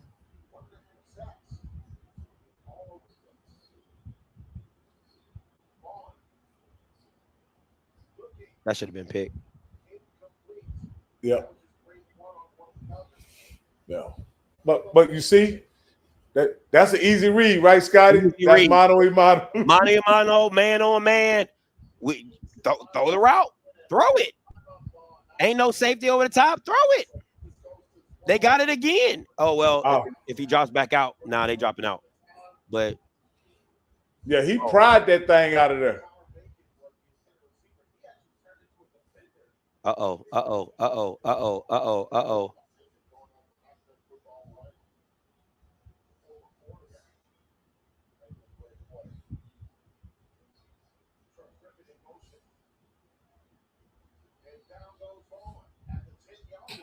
Yeah, this the Valley game getting out of hand now. Bama stayed up 26-17.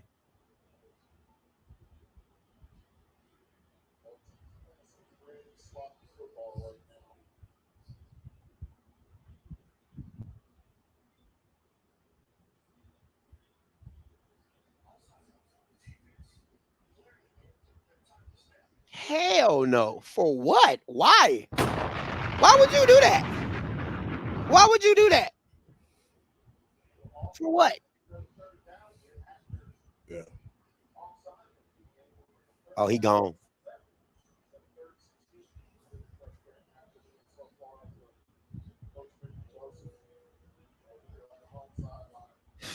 It's just bad football both ways.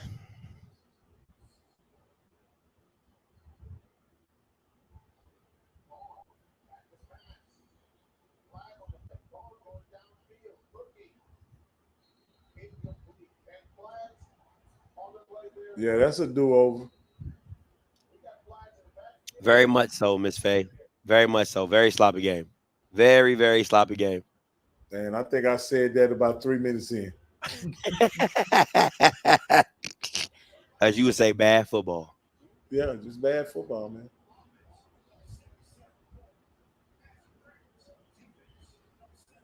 I coached Little League football a long time, Scott. And I believe in just the basic stuff we got to be able to do. We got to be able to snap the ball. We got to be able to hand it off. We got to be able to block without holding. And we got to be able to line up without being outside. Like, those are just the basic things. Little League football, man. That's Little League.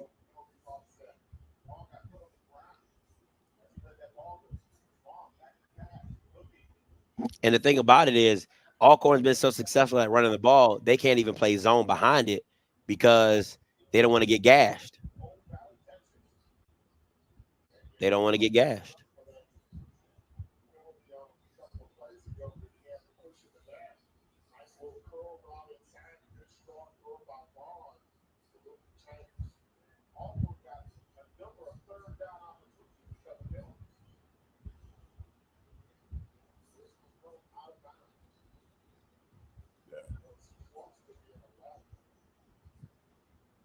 But I'm looking at this quarterback, Scotty. It looks like if he don't understand what's going on, he immediately turns to the check down. You understand what I'm saying? Like, yeah, right to the check down. But you don't understand. But he has a check. If you go back and watch all the duty stuff with Mouse, there's no check down. You show me a check down in some of these pass plays that we've been seeing. Show me a check down that's behind the line of scrimmage. Yeah. He goes through his progression. Not there, check down.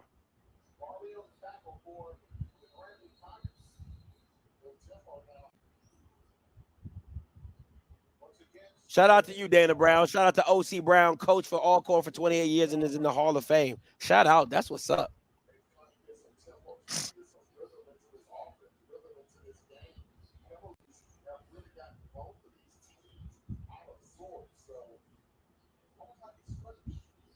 I really wish I'm gonna ask Coach that next week on HBCU Coach's Corner. How do you incorporate execution in important how your team is developed. Like I know what I used to do. I used to run all my drill like for this again. It's a little league, so whatever. Yeah. But all my conditioning drills had something to do with lining up and going on the snap count. You know what I mean? Yeah.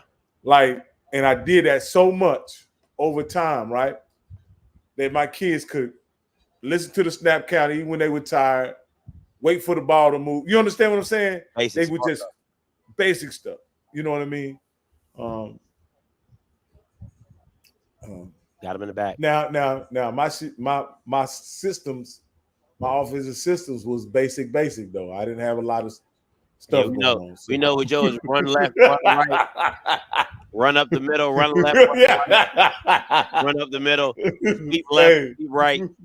Hey, and every now and then I had that tight end pop pass, and I had that reverse, bro. I'm telling you, hey, and sometimes when that reverse. I could just catch him so butt naked out there, he'd just be running by himself. Hey, the referee would have to, the guy would have to with the ball would say, "Hey, ref, I'm here. It's a touchdown." We know your philosophy. Run left, run right, run left.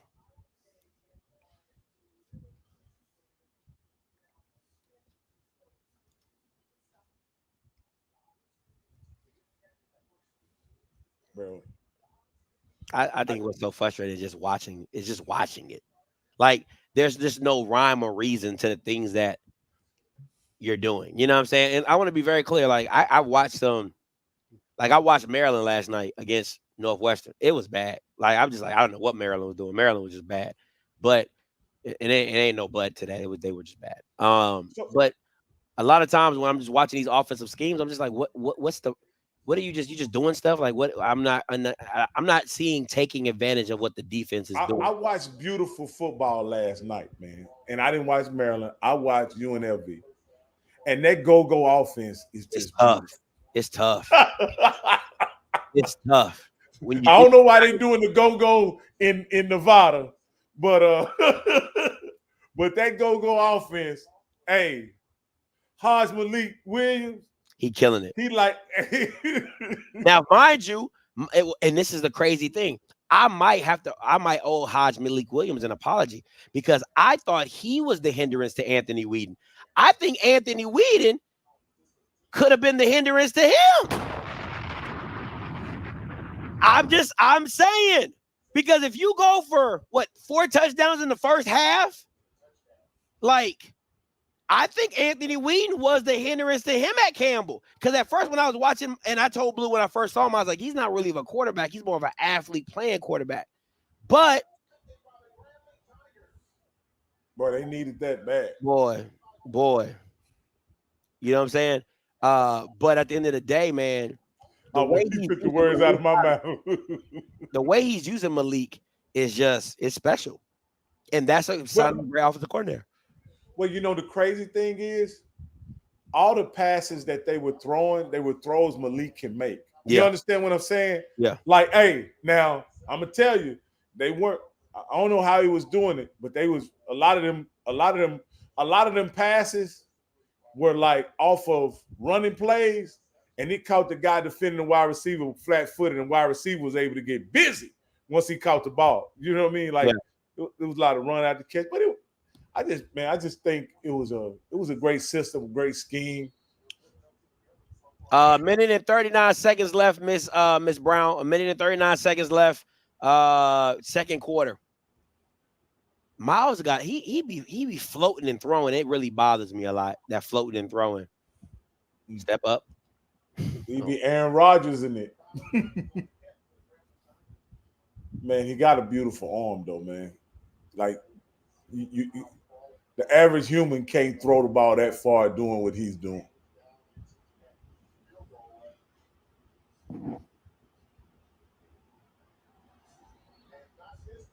Dana Brown?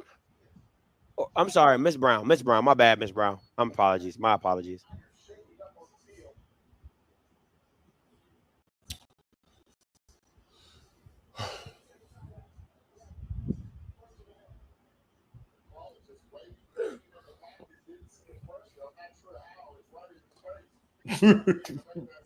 Yeah, You gotta that was on Miles right there. you gotta switch quarterbacks. You gotta switch quarterback. I'm sorry. You gotta switch quarterbacks. You can say whatever you want about the PV game and what you got to switch quarterbacks. He's not giving you anything. He's really not giving you anything. And at the end of the day, it's like, how much can you blame Dooley? I can blame Dooley a lot, but goddamn. I'm gonna put it like this, Scotty. I don't think with a better quarterback, you're gonna get a different result. Oh my gosh. But I don't know what's behind it.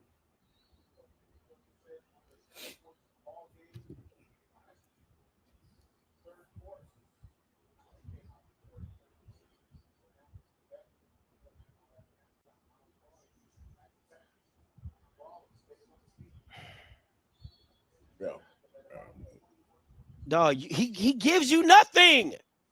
He gives you nothing. It is a bad marriage. Miles and Dooley is a bad marriage. Miles and Dooley and any quarterback is a bad marriage. Let's just be very clear. Unless your name is Devontae Kincaid. But God almighty. You got to make a change. You got to. You cannot trot Miles back on even though down by one possession. I know people are like, Scotty, the game ain't. I get it. But you're not giving your team anything. You're not giving your team anything.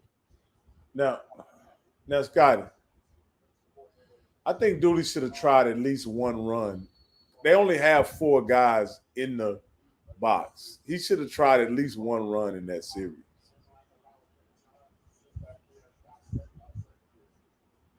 He didn't even do a short route, just like a catch and run route, like nothing. Everything is so deep.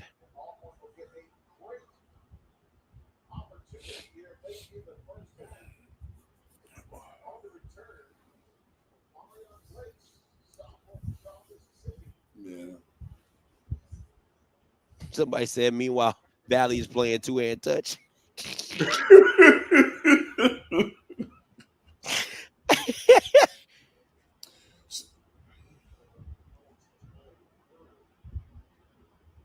I'm going to tell you this. Back to what Paris said. I'm going to tell you this. I have it on very good authority that Hugh Jackson took the play calling away from Tony Hall in a lot of games. So I don't know how much developing Tony Hall was doing, but he had more handcuffs than anything.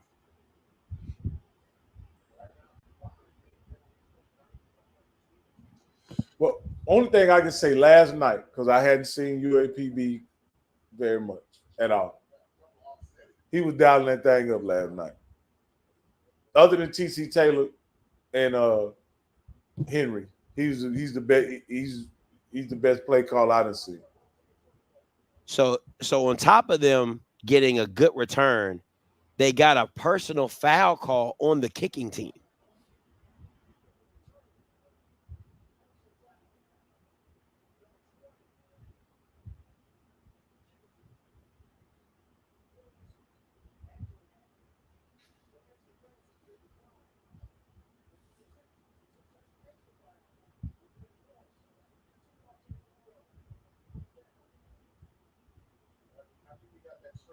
Man, hey, he gave you he seemed like he was about to say on the mic. Now hold up, let me get this shit right. Oh man. Man. I feel like watching this football game. I feel like the Jay-Z song. This can't be life.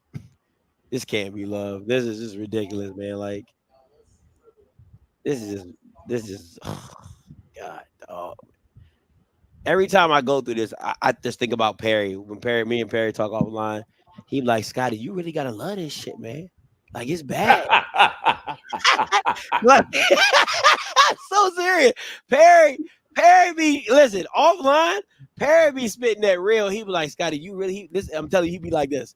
Scotty, you really gotta love this nigga shit to really watch it. It's bad. That's what he says to me all the time. All the time. Scotty, about 3 years ago, I realized that you couldn't compare one to the other. You have to think about when you watch football, it's different. It's not Power 5. It's not, you understand what I'm saying? It's not. And you can't even compare. But there is something beautiful about the culture and what it brings together, right? What it brings together is an amazing event, amazing spectacle of Black love and Black excellence. Absolutely. But it ain't on the football field. You know. This play call, and this is when you see this play, this is the stuff I'm talking about. This is good play calling. This is great play calling. Like it's great play calling. Easy stuff. If it's not there, you can still take off and run or throw it out of bounds. Easy stuff, man. Easy stuff.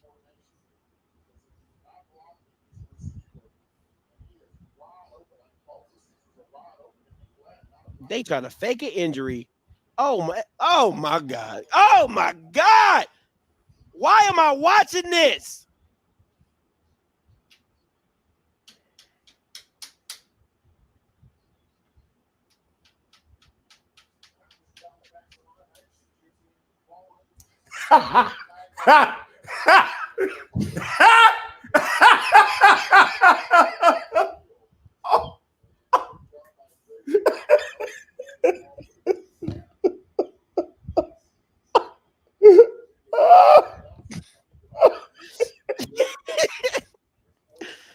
It's so bad, bro.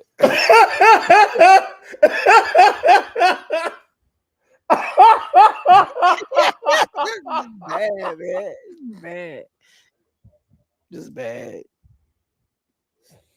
Oh! As soon as the ball snapped, he got back up to play. This is stupid, man. Just stupid. Oh my God. Oh, my hamstring. Oh, okay.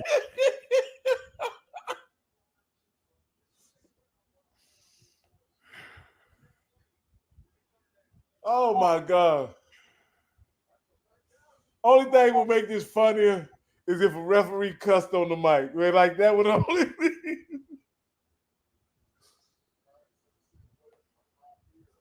And he got up to go play the play, boy. I was like, he had it. Oh my goodness. That's damn near a miracle, if I say so. God was in the midst. Oh my goodness. Oh my God.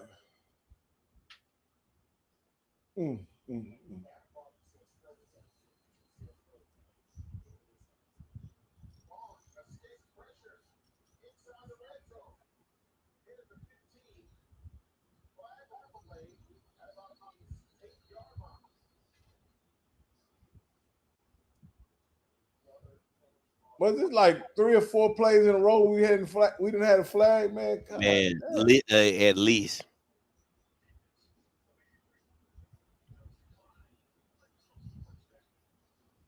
Oh my God. Man, I wish HBCUs would do the same thing like in NFL where they be like, hey, we're gonna go with a different play caller. I really do Grambling. I think Grambling needs to do that. I really do. He fumbled that giant.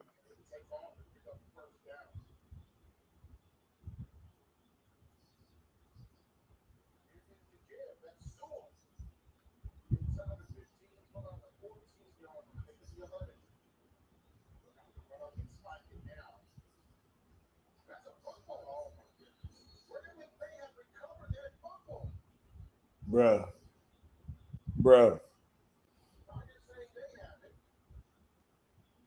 What in the Little League football are we watching today?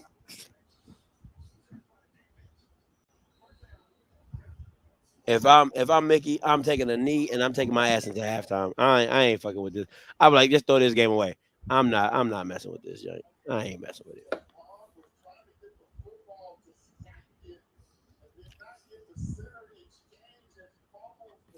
Oh man, we gotta take some calls on this. Y'all gotta explain to me what's going on here. Hey, call lines are open 518-263-8124. Y'all gotta explain this to me. What is going on? This rich You are the history only participant in the conference. of Black All excellence. Where participants- does this fit in the annals of? Oh my God! And the crazy thing is, I'd be willing to bet a lot of money that one of these teams are gonna play in the SWAC championship. Alcorn probably. This is bad. This is just absolutely bad for real. I can't even. Ain't no if and ain't no if and buts about Okay. This is now. Look at this. Willie Little is not embarrassing as PB losing to rebuild the UAPB. I'm gonna say this: it's somebody else gonna lose the UAPB for this year out. I'm just gonna let you know that because number 11 and the quarterback is gonna make somebody else lose in the SWAC.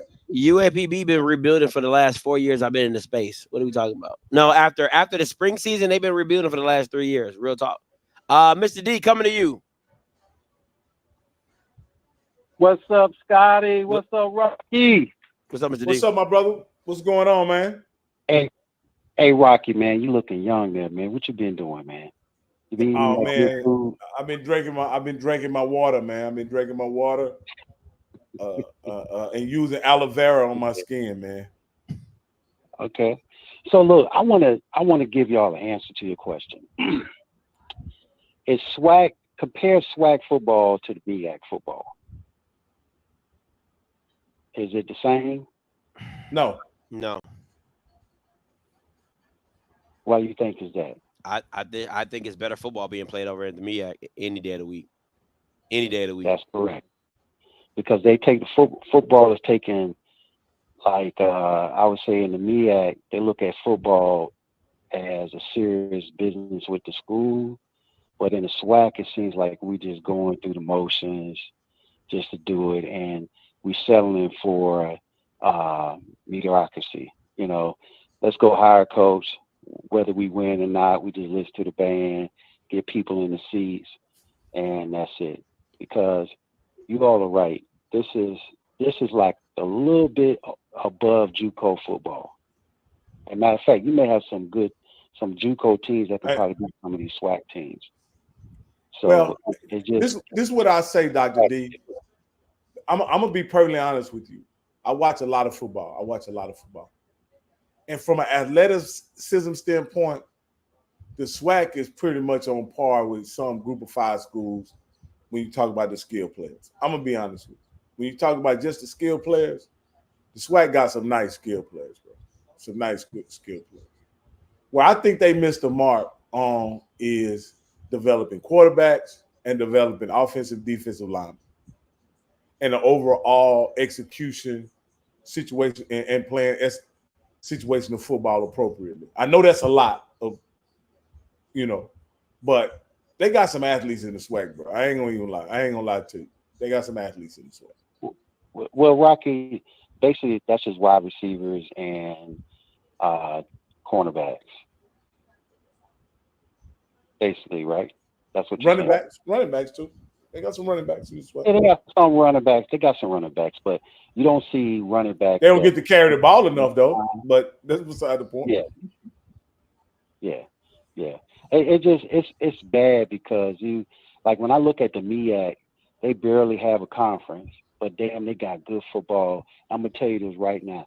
That South Carolina State, I see them winning this Celebration Bowl because that team is hungry and they look really good. So it's gonna be tough on the SWAC playing them guys.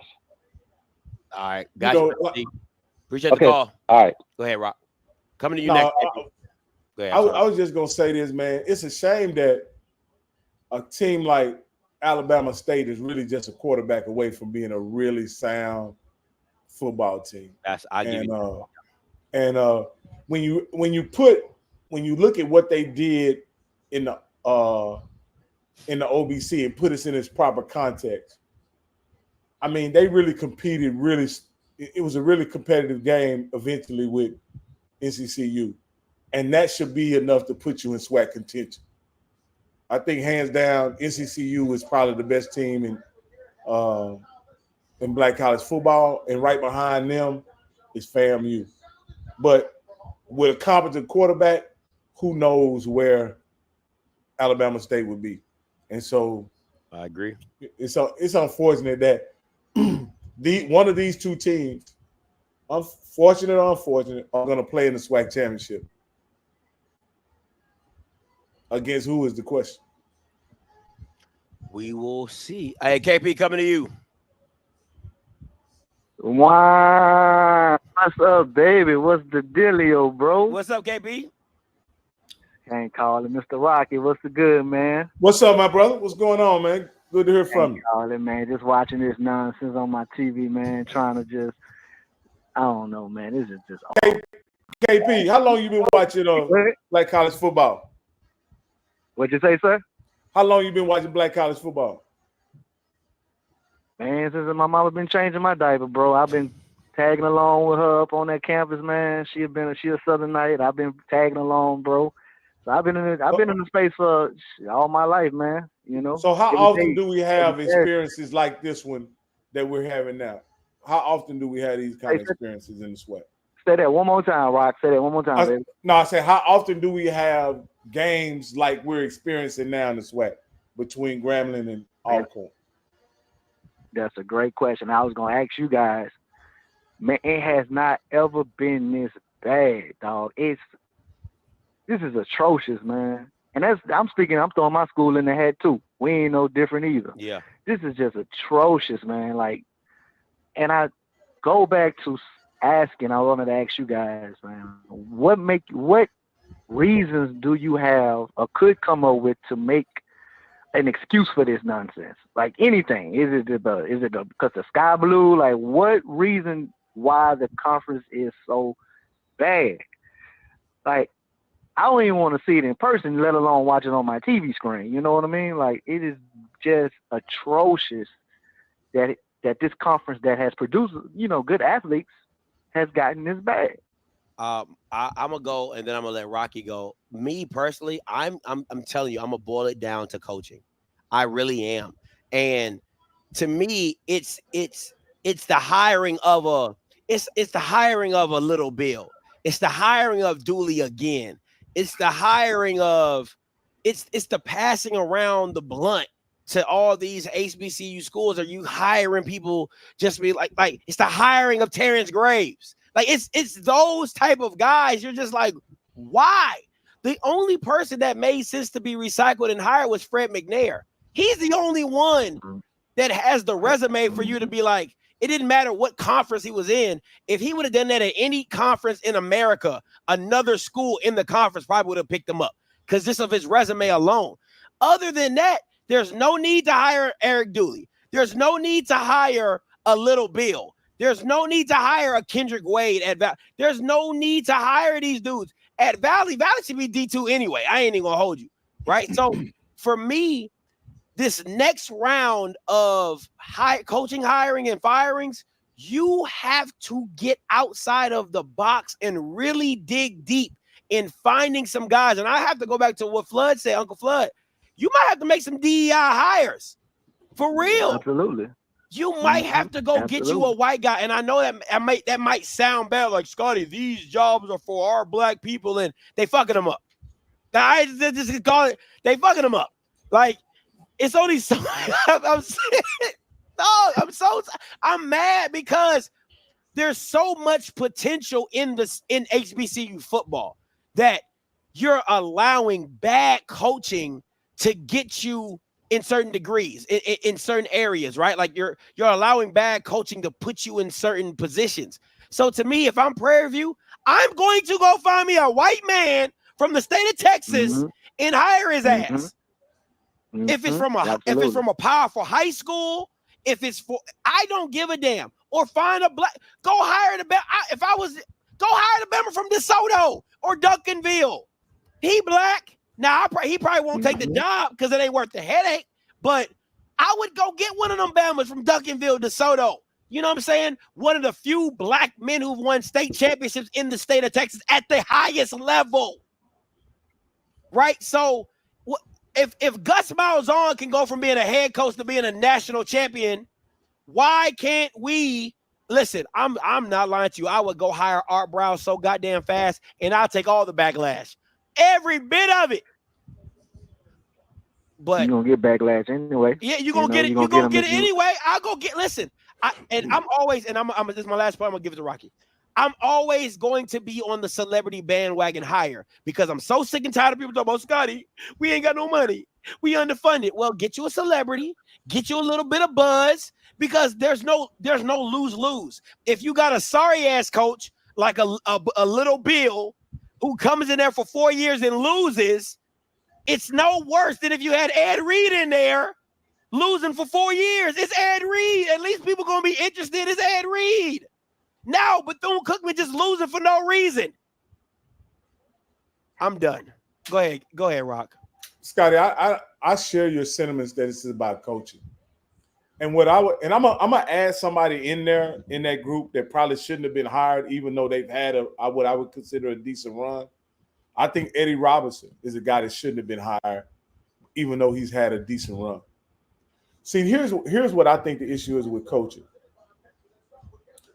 You need serious men with a track record of success to have these prominent jobs in HBCU. If you're gonna pay these guys $250,000, $300,000, some of them $400,000, then you need to have the best coaches with the most experience that are willing to coach on that level. And some of those guys are probably gonna be white. I'm just gonna be honest with you. I'm sure but here's what happens, right?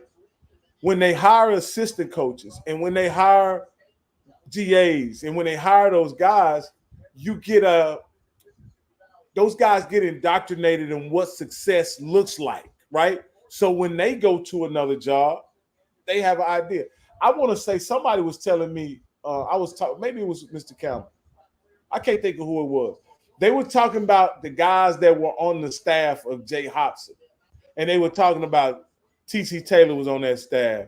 The guy from Alcorn was on that staff. Willie Simmons was on that staff. Willie Simmons was on that staff. My point is, you know what it looks like, and you can just simply take that blueprint and go replicate it somewhere else, right? And I think that just the sheer professionalism that it takes to be a coach is transferable no matter where you go. Now, here's the other deal, and I'm gonna be serious about this, man, because I think BJ and Coach Flood brought up something very interesting. If you're gonna pay your head coach all that money, and then try to crumb the assistants, what kind of guys are you gonna have as assistants if you try to crumb the assistants? You're not going. You have to pay those guys as well. And I say this, man, you have a salary. A guy should not work on an HBCU Division I campus as a football head coach for less than $70,000 a year. And I don't care a damn what position he coached. I don't care if he coached kickers, special teams, running backs, whatever. All of them should make at least $70,000. And from that, you can then hire serious professional guys that want to coach.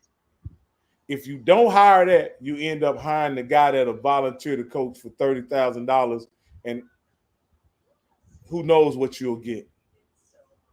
And to me, it's like this. I'm not expecting people that I'm asking to pretty much volunteer. Let's be honest. If you're paying me $15,000 to $20,000, that's a volunteer job. That's the stuff you do for GAs. Give me 4 or 5 GAs that scout, that look at the portal, that go to recruit. Okay, use that pool of money to get you some GAs. Don't use that to get a guy who coach and get D-line. D-line for $30,000? Who taking that job? Somebody inexperienced or somebody who's just trying to get their foot in the door. You leave those jobs to or GAs. Somebody nobody else wants. Or somebody nobody else wanted, right? So it's little things like that. And you can't tell me, because I hear it from coach, man, I'm the OC and the wide receiver coach. I'm the defensive coordinator and the defensive game. Like, it's too much. And I hear from these HBCU coaches, Scotty, we got double the duties, got to keep up with the kids. We got to do this, we got to do that. Okay, well, disseminate the money, get you 4 or 5 GAs up in here, and then help you out. Same thing with Terrence Graves. Terrence Graves, the only thing he should have done was make sure Fred McNair was on his staff. The rest of his staff should have been 40 and below. The rest of his staff should have been 40 and below, because you know your old ass, you and Fred McNair, y'all old asses is not getting out there to recruit. But no, what did you do? I'm going to get my boys. I'm going to put my boys on, get all our ARPs and get all our discounts that we can get. And and you're seeing it come to pass, because what Fred and Terrence could have done is just stabilize the ship. They're the old heads that, hey, listen, you ain't got to yell at that dude like that. Hey, let's keep it calm. Let's do this. Let's do that. Right? That's what Fred McNair is in the building for. To coach the coaches. To coach the coaches, to be that championship pedigree, to let you know what championships look like, what championship moniker looks like, what championship swag looks like, how we practice every day, how we play every day, how we do stuff right every day. But you need young guys to go get the job done. Well, I know you guys have been harping on age, and I'm not going to say age doesn't play a part into it. But if you have professional men who have been successful at your profession, they won't be 60 years old coaching for $20,000. You know what I mean? Like, you need a guy who can be there full time, who's expected to be there full time, who's expected to recruit, monitor grades. How much can you expect out of a guy that you only paying $25,000, $30,000 to? Like, those are the things I'm talking about, regardless of his age. You know, no, he gonna have to. No, because if you a GA, they don't be. No, a GA is a different. A GA is a different. Is a different thing. I know Mike Loxley went. I mean, he went to Alabama, and Mike Loxley was talking about he was getting paid $30,000 to be at Alabama to reboot his life to get back on. But that's like there was football Jesus. You get with football Jesus for a year. But what I'm saying is, I think you can. Scotty, I think you own to something if you accept a role as a GA or analyst, right? But I'm talking about a full-time coach. A coach is going to coach a position that's going to develop players that are going to be expected to produce. Yeah. You need to be paying those guys 60, 70. I mean, I'm going to say 70 minimum.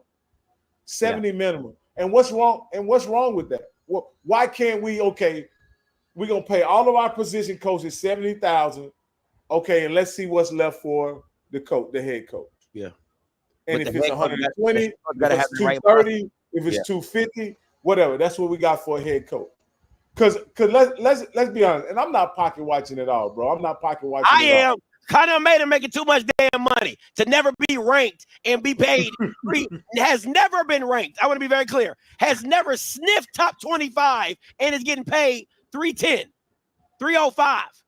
Nah, I ain't. Yeah, I'm pocket. And look at this guy. Look at this guy. Not to cut you off. No, you good. Pete Richardson made $250 in his last tenure. Pete Richardson, a SWAC coach, big time dude, won championship. See, he got $250. He the one that bust that $250, $350 max contract type stuff out. But you bringing in Graves, who hadn't won nothing at $250. Come on, what are we doing here? That man would have been at $200,000. You either take it or leave it. Pete Richardson coached over 15 years. Pete Richardson hadn't coached over 15 years ago. I think we got to give some adjustment for inflation. Yeah, but what has Terrence Graves done to get? Terrence Graves should have been at $200,000. What he's the league minimum. What's the league minimum? That's what we. So that's my point though.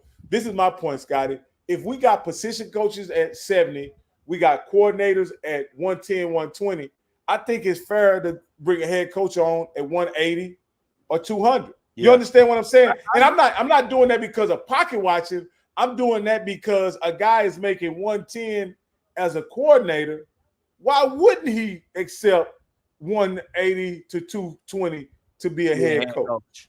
Yeah, you know what I mean? Yeah. Do we have any coordinators making 200,000?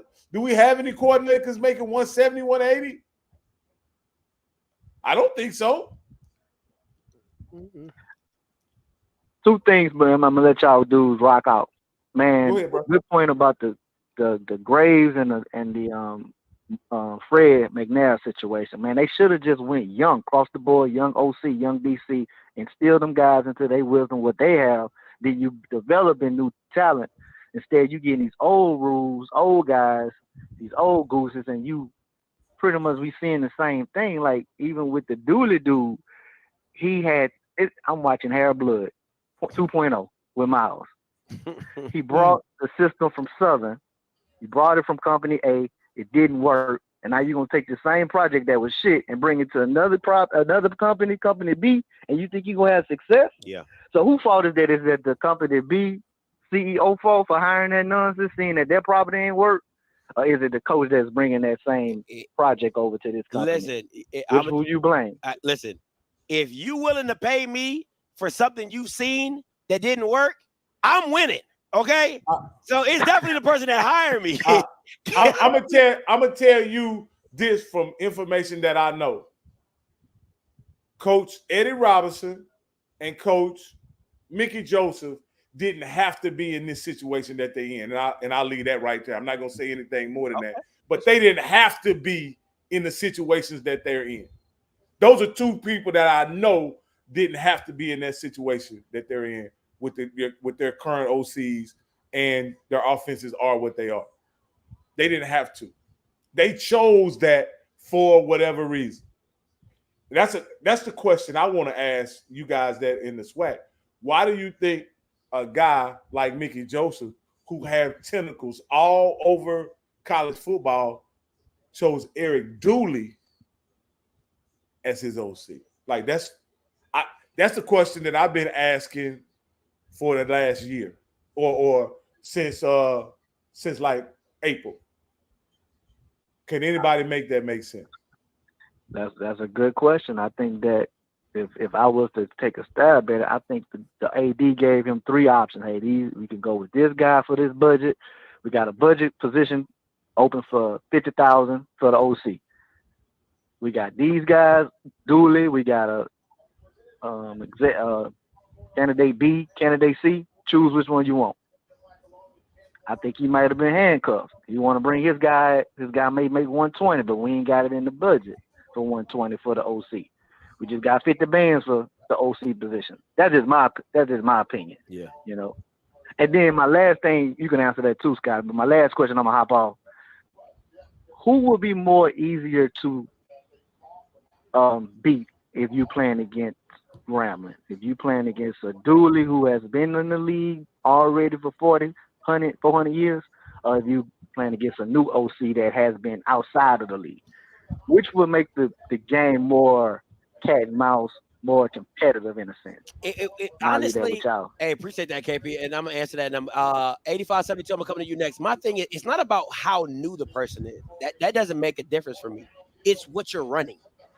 Because Anthony Whedon is new and PV look like ass. So even it doesn't matter how new you are. It depends on how well your offensive. Joseph Henry, he's new. Well, that's not a good example. That's not a good example. But like the dude from Alabama State, he new. He not good. You know what I'm saying? So it doesn't have to me. It doesn't have to be about how new you are. It's just how well you're running your scheme.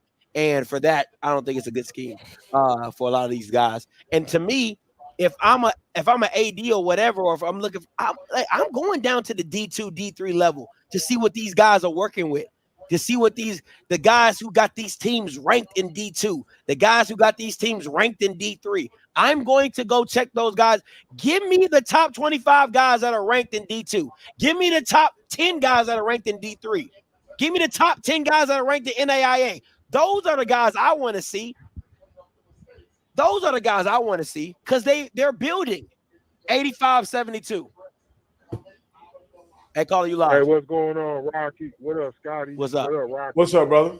I got a question. Y'all been hitting it on, and Rocky said it a long time ago. These cats just keep on recycling the same guys over and over. When I saw that Alabama State, Mississippi Valley score, first thing I thought about what Rocky told me. These dudes do not innovate. These guys are they just going on to get along. And I'm just thinking, you're doing all of this stuff, but y'all not thinking outside the box. And Rocky made a good point. If you see these college coaches at these other levels, they got these young guys innovating this stuff. It's all about team. And I just want to know, what do the HBCU think they? I mean, what do they? I mean, I don't know, man. It's a hard watch. Dooley should have never got that job, but I think my man made a good point. They probably only had a budget for a certain kind of guy, and they wasn't letting everybody in. But if they're gonna innovate at the historically black college, they're gonna have to start training these younger guys. Before I get off, what makes the MEAC better than the SWAC? I'm just trying to figure out. When I watch the MEAC games, even though they do a lot of heavy running, it just looks different. What's your take on that, Rocky? Man, I just think,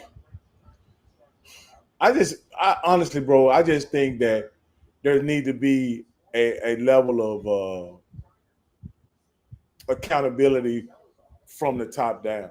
Like here's think about this, right? If I'm the AD and I hire Mickey Joseph, okay, what you end up doing is hot. And got to remember, Travion, what's his name? The Scott. He was in the conference the last couple of years. He saw what Southern was. Why would you bring that guy into your program? Facts. Man. You understand what I'm saying? You saw, not only did you see what Southern was, you saw how toxic the end was for everybody involved. The fan base, Dooley, whatever. Why would you bring that guy involved in your program? Man, before I get off, and this is the last thing I'll say, bro. In the SWAC, and this is just my little sample size of being in here the last 5 years. It seems like to me, they want to win. Don't get me wrong. Everybody in SWAC want to win. But they want to win with their guy, whoever that is. Their guy. I see what you're saying. I see what you're saying. and then that shit could change so quick because check this here out. Remember, Dooley was their guy. Mm-hmm. Hey, Scotty, I got a question for you. What about the coach at Clark Atlanta? Do you think he's going to get an opportunity to come up to the SWAC? Because the stuff that they run at Clark Atlanta, it's a fresh breath air, man. I'm just saying, man, I don't know if they'll do it, but, man, that guy would look different. I don't know if he'll take a coordinator position, but, man, he will bring some energy. Wouldn't. If I was him, I wouldn't take a coordinator position. It would be I got to be a head coach. He's definitely proved that he should have kept running. He's been a head coach too long. Yeah, he been. Yeah, he's been a head coach almost a decade. Allen, yeah, like he need to take Little Bill's spot, man. Little Bill, they need to go get him and take Little Bill up out of there. I'm gonna be honest with you. I'm gonna be honest with you. I like Teddy. Teddy is a dope dude. Teddy is super dope. But from an image standpoint, I think Teddy seems more like a MEAC coach than a SWAC coach, to be perfectly honest. Okay. And I'm talking about from an image standpoint. Because Teddy's not a real. If you know Teddy, if you get a chance to meet him, he's not a political dude. Yeah, he's not a political dude at all. He's just a regular. He's not a political dude.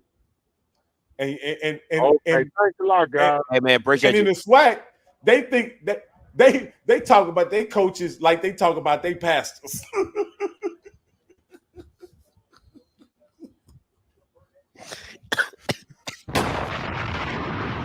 Let me say this. I want to bring this up. Somebody's dog. Are you serious right now, bro? Like, it's Valley. like, what are we talking about? It's Valley. My son draws up on index card would work against Valley. He's in his bag today. What? You went in his bag against FAMU when it mattered? When you was getting your ass whooped at homecoming? He passed for 67 yards. Come on. He in his bag today. It's Valley. I would be in my bag today if I was calling plays against Valley. Come on, man. Y'all got to stop this, man. For real. Like, y'all killing me with this stuff. Oh, man, Scott, he in his bag today. My son, no lie, if I call my son, he has a sandwich bag full of index cards of just plays he's drawn up. Dad, I need a run play. Dad, it's a pass play. If I turn them around and show, I'll be like, this will work on Valley. This will definitely work on Valley. Like, I'm so serious. What is he talking about? He in his bag today. It's Valley. You don't need much to be in your bag against Valley. Come on, man. Jesus Christ. It doesn't matter what he's doing. It's Valley. If you were so in your bag, see, this is what y'all stupid ass SWAC fans don't understand. Do it when it matters, not when it doesn't matter. It does not matter against Valley. You're supposed to win that game without a quarterback, without a tackle, without a running back. You could literally have a 7. It could be 11 against 7. You're supposed to win that game against Valley. There's no ifs and buts about it. So it does not matter what it looks like. Because if you can't do it when it matters against the good teams, I don't want to hear that shit. I don't want to hear it. Let me put it in context too.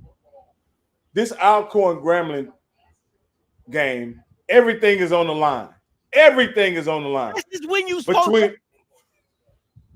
Go ahead. I'm sorry. Go ahead, Rob. Between probably the two best teams in the West, everything is on the line, and they playing like what? Listen, Alcorn is doing what Alcorn does. We're gonna run the ball, we're gonna establish the run, we're gonna limit the turnovers. Gremlin's playing like hot garbage. And this is the issue. Every big game you can go back to, every big game, Dooley's it. SWAC championship. Well, I want to blame the first one was on the quarterback. He was.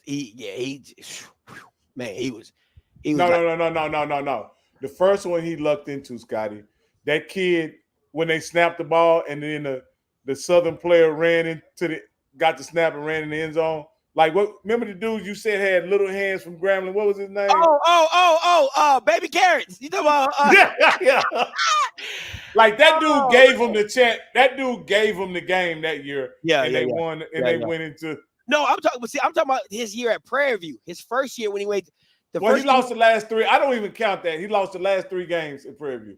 So my thing is the game against Jackson, the defense was playing well. The offense didn't show up, right? And the quarterback was really bad. Like Jawan Pass, I mean, I think like Stevie Wonder took over his body. He couldn't see nothing. But so you had that. So okay, let's move that aside. So the next year, both games against Jackson, you don't show up. And if it wasn't for Bubba being all world in the SWAC championship, they drop 50 on you. They literally drop 50 on you. Every big game, Dooley does not show up. He just doesn't. So to me, I don't give a damn what you do against Valley. I don't care what like Alabama A&M. I don't give a shit that you putting 35 on Bethune-Cookman. You're supposed to. Where was that energy against Jackson in the first half? Where was all that? See, y'all got the game twisted. See, you're living off moral victories. Well, Scotty, we got our ass whooped against FAMU. It's a great bounce back game. You're supposed to bounce back against Valley. All wins ain't the same. All wins are not the same. I'm a Cowboy fan. If anybody know all wins ain't the same, I know all wins ain't the same. Dog. Like, because if Dak had to play against Washington and the Giants every week, he's going to the Hall of Fame. He's the first ballot Hall of Fame. Easy, with his eyes closed. But then when you got to play the Ravens, he don't show up. When you got to play the Eagles, he hit or miss. The Niners. The Niners. Oh, that's like Freddy Krueger to him. I'm under my bed. I ain't even coming out to play. It doesn't matter what you do against the teams that don't matter. It's what you do against the teams that do matter. Because that's how players make their name. So if that's how players make their name, that's the same thing you got to put on coaches. Is when the big game comes up, what do? Come on, man. Y'all got to be killing me with that. Talking about he in his bag today against Valley. And sometimes for coaching, I'll say this, Scotty, sometimes for coaching, because you know how sometimes you can go into a game outmanned, right? But sometimes it's coaches just competing in the big games is enough to show that you're competent. UAPB, doing what they did against Tennessee State. When you drop, I think UAPB against UCA. See, y'all didn't watch the game. I went back and watched the game. Tony Hall was dialing it up. The O-line just couldn't do nothing. You're just outgunned. You're outmatched. But you can see the potential. You can see. That's why I kept telling y'all, UAPB is a scary team. I was the first one to get on this platform and say, hey, if you're not talking about this Mekhi Hagens kid, you are smacked, because the kid's probably one of the best quarterbacks in the SWAC. He was. You could see it on tape. It just couldn't come together. That is something different than you talking about something he in his bag against Valley. Man, sit your ass. And Coach, and Scotty, and I know you get letting Alcorn off the hook by saying this is what Alcorn do, but this is the problem with that. You playing Grambling, who is with comparable talent, and they just one play away, and they've been garbage the whole game. Dog.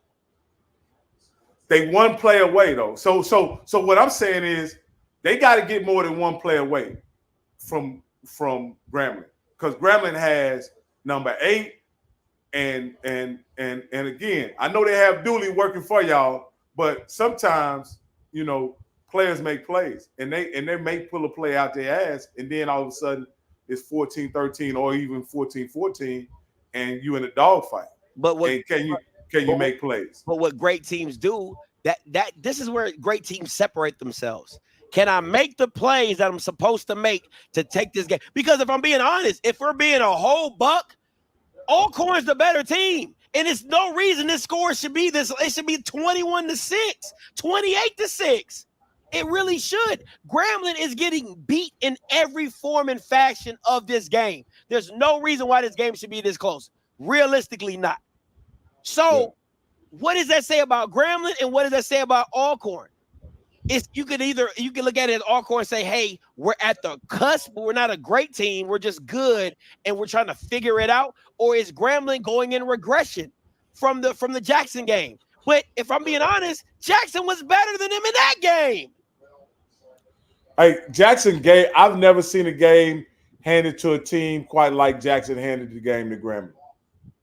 Now, here's my point. Oh my! I'll let this play run before I this nigga Miles got to figure out how to step up in the fucking pocket. Jesus freaking Christ! Step up in the pocket.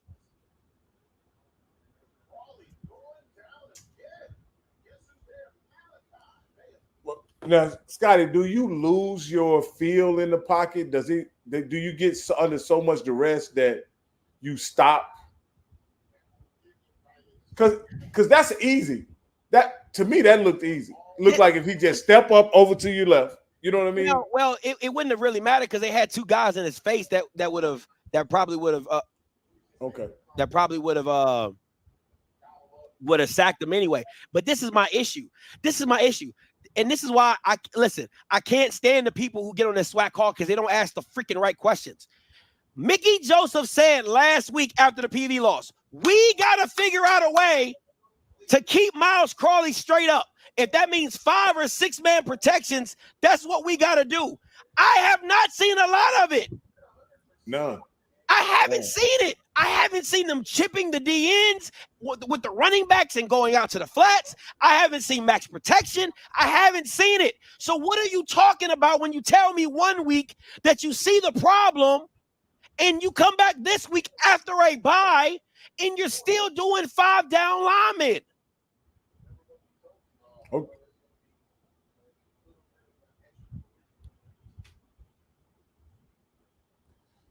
Now, the last 2 plays, man, is how football's supposed to look. See, this is the problem, Scotty.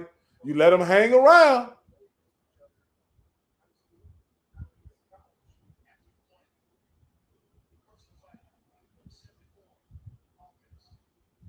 Oh, Grambling is garbage, man. They just giving the game away.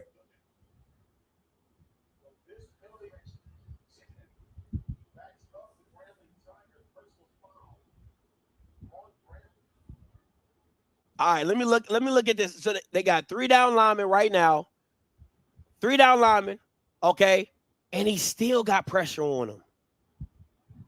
He still got pressure on him.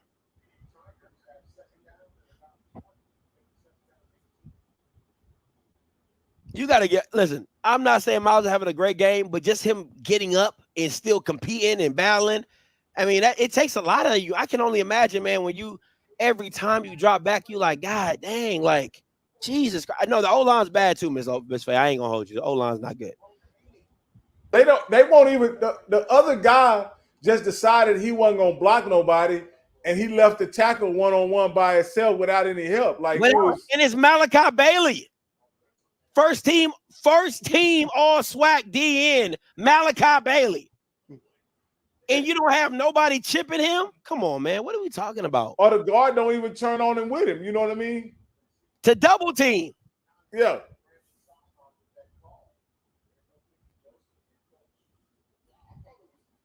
Now, if I know I'm early in this play with you, but based off what I'm seeing right now, you got to go to the right side of the field. You got to go to the right side of the field. You got numbers. It's 2-on-2. The dude's playing. Unless somebody drops out, you got to go to the right side. That makes sense. And it looked like they're going to blitz. I don't know if they do or not, but it looked like they might show it and drop. I would show and drop because they haven't done. I mean, they can't even block 3 down linemen, so why would I blitz? But at the end of the day, I mean, you could do yeah, they dropped out.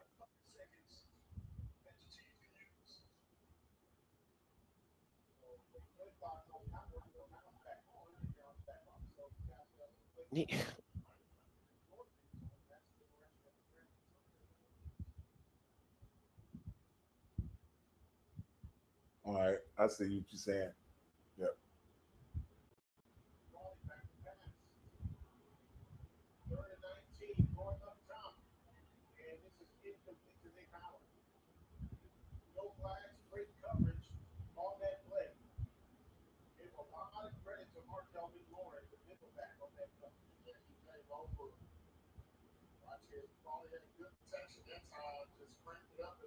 Man, that's when you throw it to the check down. He had to check down that one, and he didn't throw it. I mean, and the crazy thing, the way it was set up, because the guy that probably had it flat chased the guy across the middle, the check down could have got you 10 yards. Yeah.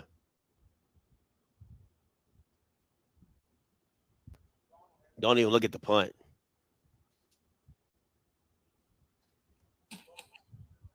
What are we doing?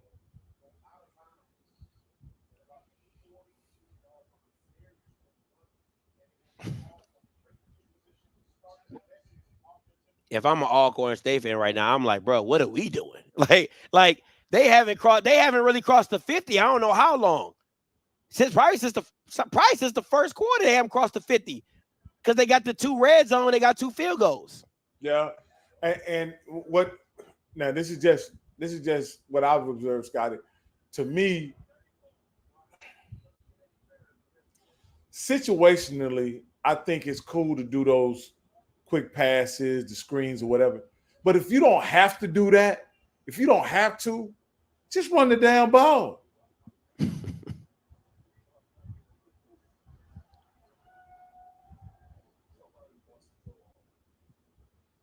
Boy, this is a tough game to watch. I ain't even gonna hold you. You really leading the ball because you remember when they committed to running the ball, they got that one-on-one. Yeah. And whatever. The reason why you leading the game is because you were able to run the ball against them.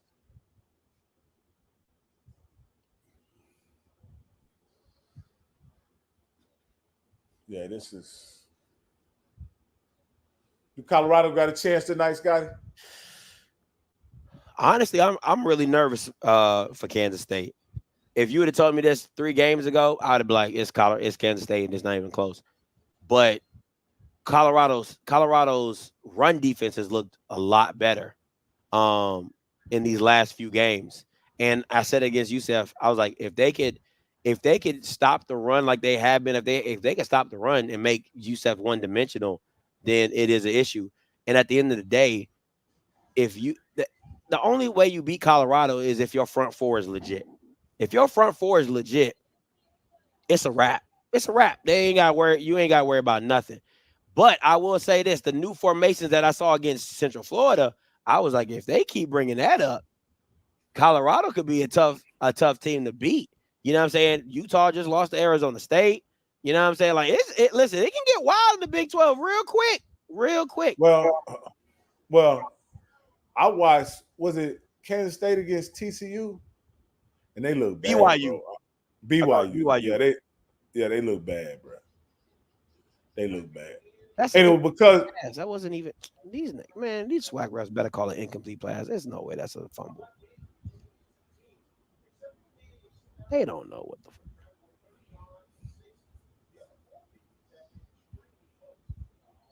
But I'm just, and I'll let this run, and I'll say something about.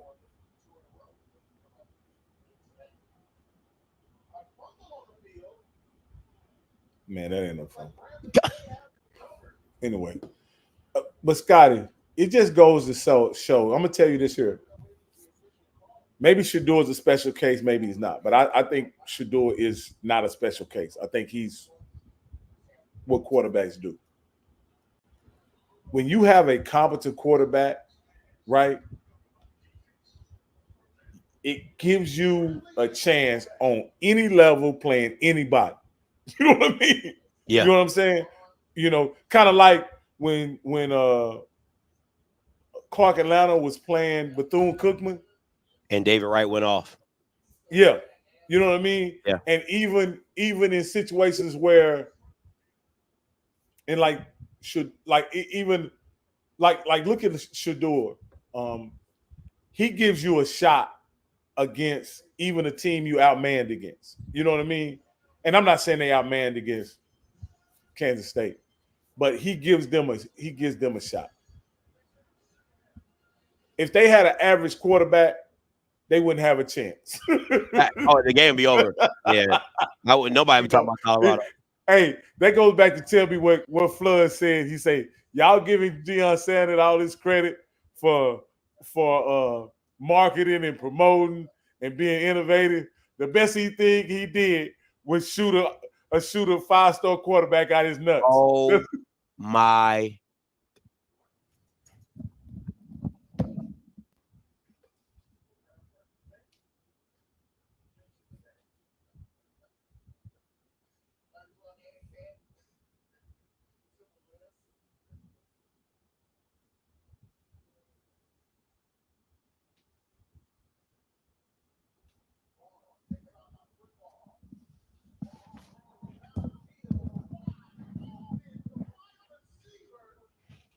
Him and Jesus.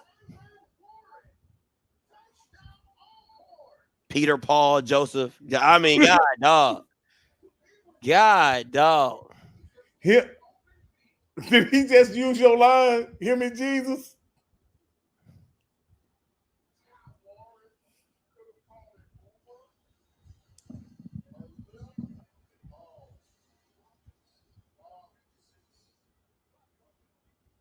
It was 2 of them, Scotty.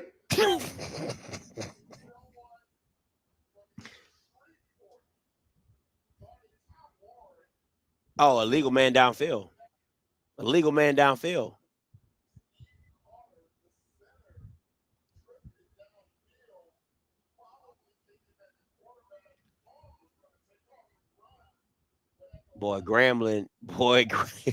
Grambling been rubbing on a leprechaun. The guy, because that should have been. Hey, boy, they got a monkey foot or something. A rabbit's foot or something. Like Bama's got 3-leaf clovers all up in their pockets or something. Because you can't buy no better luck than that. That's crazy. That is crazy. But that play looked like it might have been a screen or something, Scotty.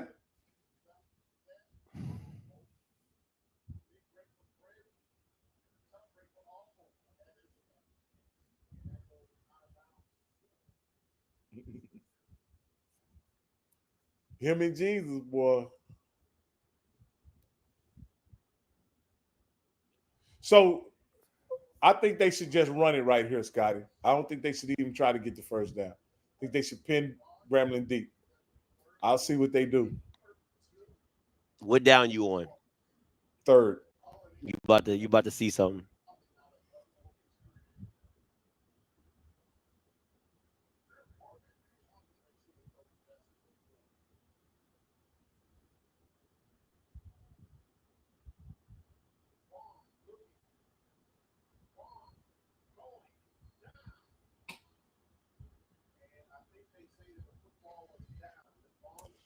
My point is, why even try to pass right there?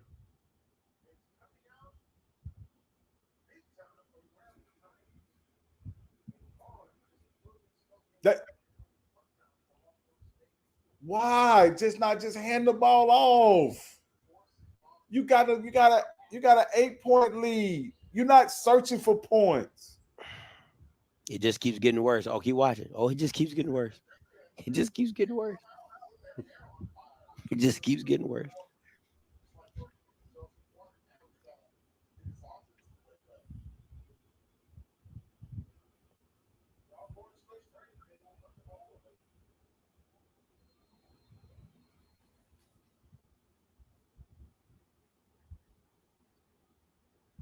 Yeah, that's worse. But I'm kind of glad if you Alcorn, you kind of glad he jumped outside because that probably was gonna get blocked. There was a dude that ran in there unblocked, but it may be because they didn't turn the block. Maybe it's because.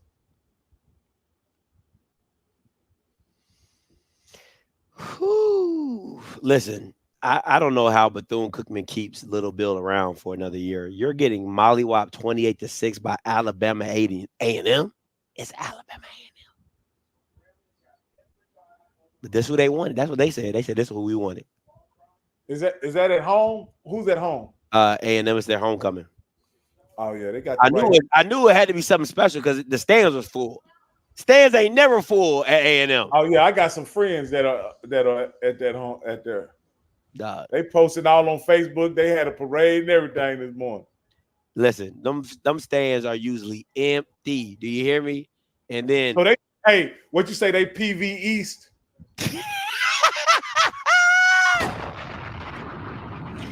They got a little bit more than 12 though. They got a little. No. What I'm saying is, like normal PV games. Ain't nobody at them. I'm going in a couple weeks. I'm going to homecoming in a couple weeks, Scotty. Which one? It's going to be the PV's homecoming. Oh, okay. In a couple weeks. Crazy. And, crazy. It's going to be nuts. Yeah. But yeah, usually A&M ain't got nobody at no games. A&M got nobody at no games. But homecoming. I'm actually looking forward to going to my first Southern game. I'm looking forward. That stadium nice. I can't hold you. That stadium nice. We're going to get there early, Scotty, because they say traffic is pretty hectic. It get bad. I can only imagine. I was there for, I don't know if I went there for homecoming. No, I went there last year. I went there a year before last year when Southern played Alcorn, but it wasn't for homecoming. This time it's homecoming at Southern. It's going to be crazy. It's going to be absolutely bananas. So hopefully we get Hey, Scotty, I need to get some tickets, man, because I ain't even got tickets. I got to figure out how I'm going to get my tickets, too. I ain't going to hold you. Because the window for our press credentials closed already. I don't know. I didn't know if you knew that. Oh, I don't go in the press box at. You don't credential? No, I don't go to the press box. I don't care about none of that. I just care about the experience watching the game. I like to watch the game with the crowd. That's just me. I'm not the normal media boy. Rocky, I know you about to say, see what I'm talking about, Scotty? This is what I'm talking about. They should be doing this shit from the beginning. Nah, man.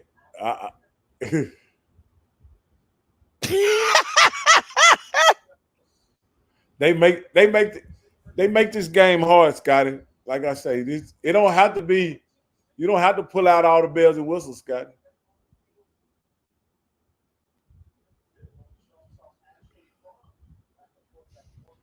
And the crazy thing is, to think about this. The crazy thing is this: if Grambling comes back and win this game, it literally because Alcorn gave it away. It would literally be because Alcorn gave it away. Penalties. Well, go ahead. Well, I want to say this, Scotty. That's to realize they have limitations. They have limitations. They got the lead, and then they started playing like they don't have limitations. That's real. That's real. That's good. That's good. That's good. The guy said, when you coming to Jackson? That's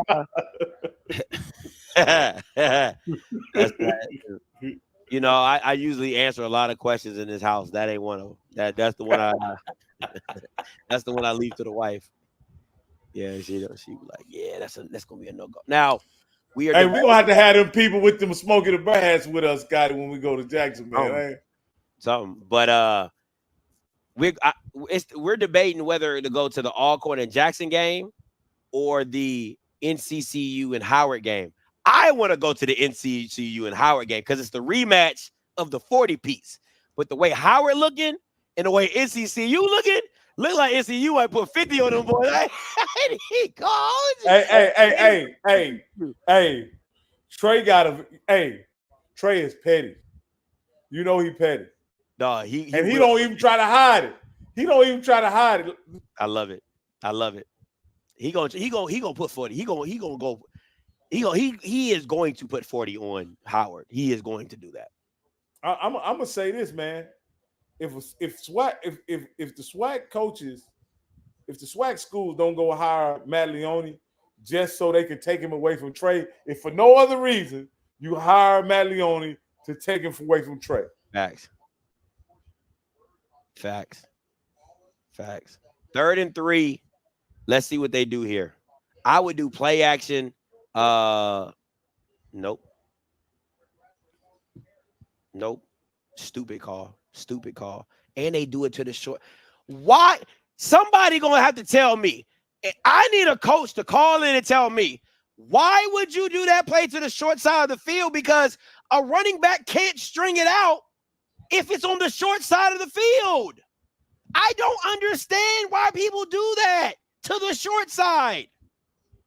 Somebody's got to make that make sense to me.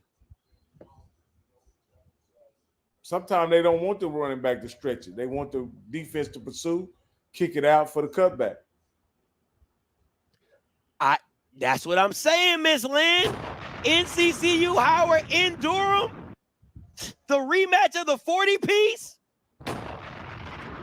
No, that game gonna be crazy. It's on a Friday though. That's the only thing though, Rocky. It's on a Friday. That game's on a Friday. The Howard game? The Howard and NCCU game's on a Friday. Yeah. I'm like, darn it. What date is that? November.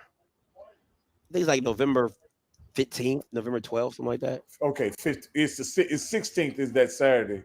So yeah, it's the 15th. Yeah, something like that. Grambling has the ball. It's 3rd quarter and 4th and 4. Miss Brown. That's. Are you guys gonna go to the SWAC championship if it's in Tallahassee? No, no. Mm-mm. You gonna go to Celebration Bowl? No, I'm good. I'm good on all that. This nigga gotta be. This nigga, he gotta be the slowest dude. Swear.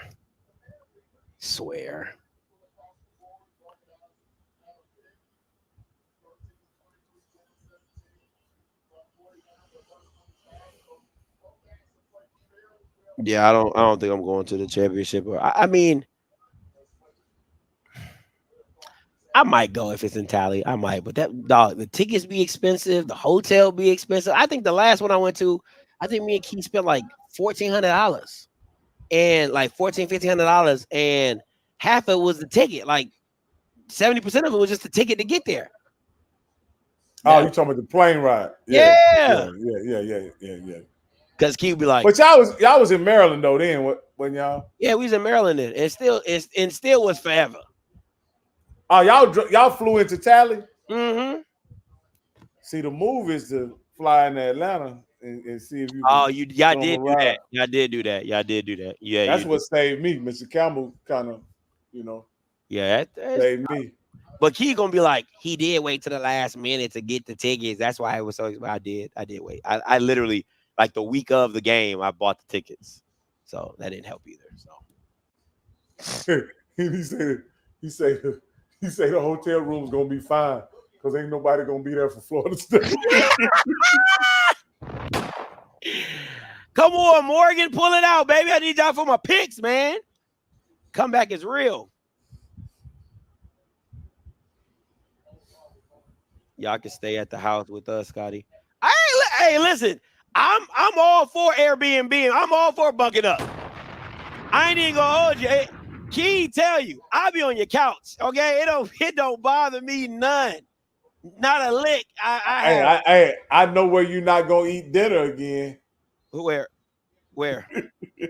Where we ate dinner at last time we was in Talent. Oh, you talking about that restaurant? No. You talking about the pizza place? No, I'm talking about where we got invited to and they cooked us dinner. Oh my God. Negative. Listen, I had to hit him with you a damn. Hey, listen, we had that. I had that stuff. I'm just gonna say stuff. I had that stuff on the plate. I picked it up. I looked at Key. Key looked at me. She said, she mumbled, "Don't you say a word. Don't you say a word." I had to hit him with that. Yeah, they had to fold the plate up. Go ahead and slide that in. Oh, do you want some more? There's plenty. No, I'm full. Thank you. I'm full. Thank you. And then you went in harassed. Oh, then for the 237 million, you went in. You trying to get me in trouble. You trying to get me in. Oh my God. Get the ball to number 24. Give the ball to number 24. Jesus Christ, that Bama be running the rock. Get the name of that truck. Oh boy, they got their Alcorn got them hands on their hips. They about to let their backbone slip. Dog, give the ball to number 24 and get out the way.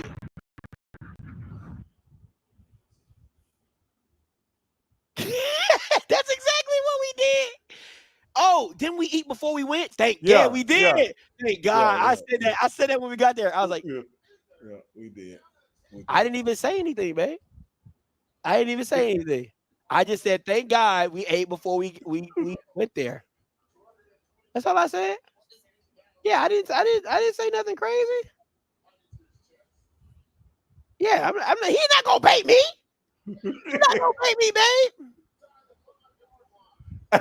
Hey, Key, I'm not taking him nowhere. I wasn't taking him nowhere that was anywhere near disrespect. That's not where I was taking. It's not a matter of disrespect. It's a matter of, he has this gift of truth telling. And sometimes it gets too real. It gets a little bit sharp because everybody's palate is different. Yeah. Everybody's taste is different. And I wasn't going there. I wasn't going to go there. I didn't want him to go there. Right. I was just talking. I heard where you went though, brother. See, that's the you can't. Oh, you can't get even nowhere near with him, huh? No, because he'll slip up. See, then it's your fault. Did you see what happened? Did you see what happened with Perry this week? I did. Oh, well, I need you to go. Oh yes, I did. Okay. Oh, right. I did. Easy, yeah. That line could just. Yeah. He making fun of people's afflictions and stuff. Yeah, you see. So I'm just trying to keep this season. We're working on growth here at OffScript. And have y'all donated to the OffScript Army? Yeah, let's go ahead and do that. Yeah, thank you so much. Listen, the First Lady is here. Go ahead and be blessed by giving your blessing to the OffScript Army. We sure do appreciate it. And I would love to bring y'all's favorite podcaster to the stadium. Now, hopefully. You can't stop. Don't try. We true soldiers. We don't die. Okay. That's with the exception of Jackson State. I told y'all. See, it ain't even about me. I told y'all. That is with the exception of Jackson State. As you know, we have a newborn, his namesake. We got a lot of years. Okay. And the officers down there, Black lives don't matter. Okay. So we just gonna keep this black man alive. All right. Yeah, he got to play You got catch with Goose. Shy needs him for practice. Eris is learning a few things in soccer.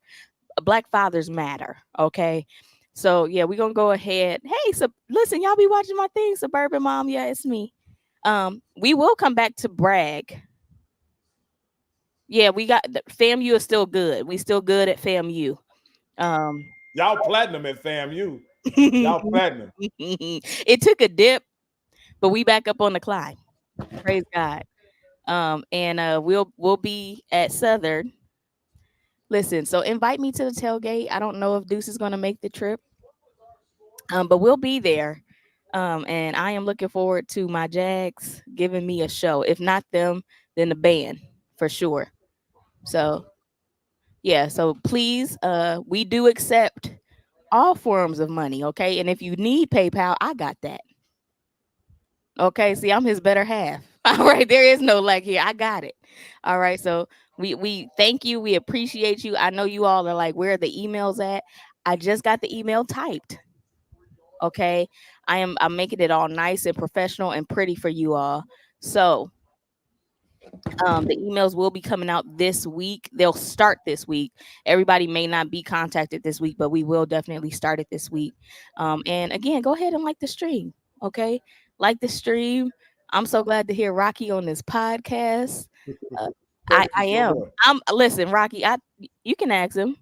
I try to include you on every show I can. He be like, I need somebody. Be like, what about Rocky? Thank you so much for Is hey, Rocky for free? I yeah, try. Because I feel like he needs a devil's advocate for his devil's advocate. You see what I'm saying? Yeah, and you know what? I appreciate that, man. And Scotty know I'm always here for him, man. And he's courageous to say some of the things that I would. And so my God, I agree with you. My God today. Ain't he though? God is good. He know exactly who to get the battles to because I would never. Yeah. But sometimes they mischaracterize him. Like the deal this week that you were talking about, they tried to make him the bad guy when Perry he was trying to insult Alcorn. Rocky, that's what you feel like, brother? Yeah. See, that wasn't my viewpoint. What? I didn't think that Perry was being funny. Oh, he definitely was. He definitely took a jab. He definitely took a jab. So I think that Perry was just stating a fact. But I told him I didn't think that the fact for some reason me and Scotty thought the fact was funny that he even mentioned it. Because watch this. He said, "Hey, I'm glad he wasn't bad hurt because the people at Alcorn couldn't do none of that stuff that the people at Georgia did."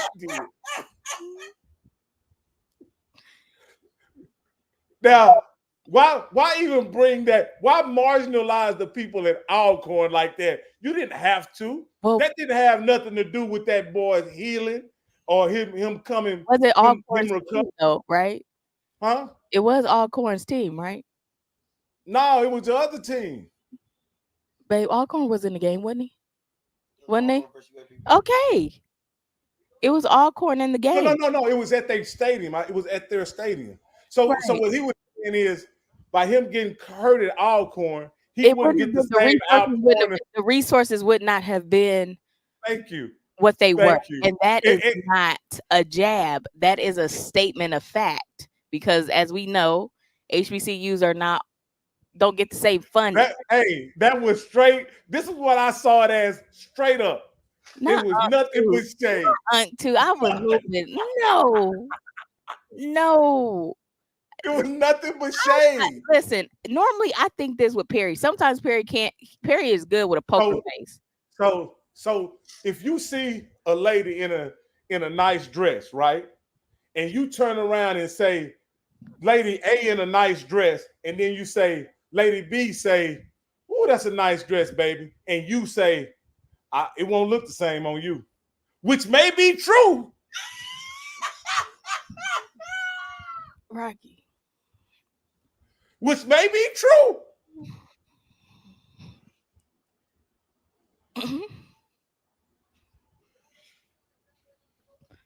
That's the equivalent. Yes, that's exactly the equivalent. Yes.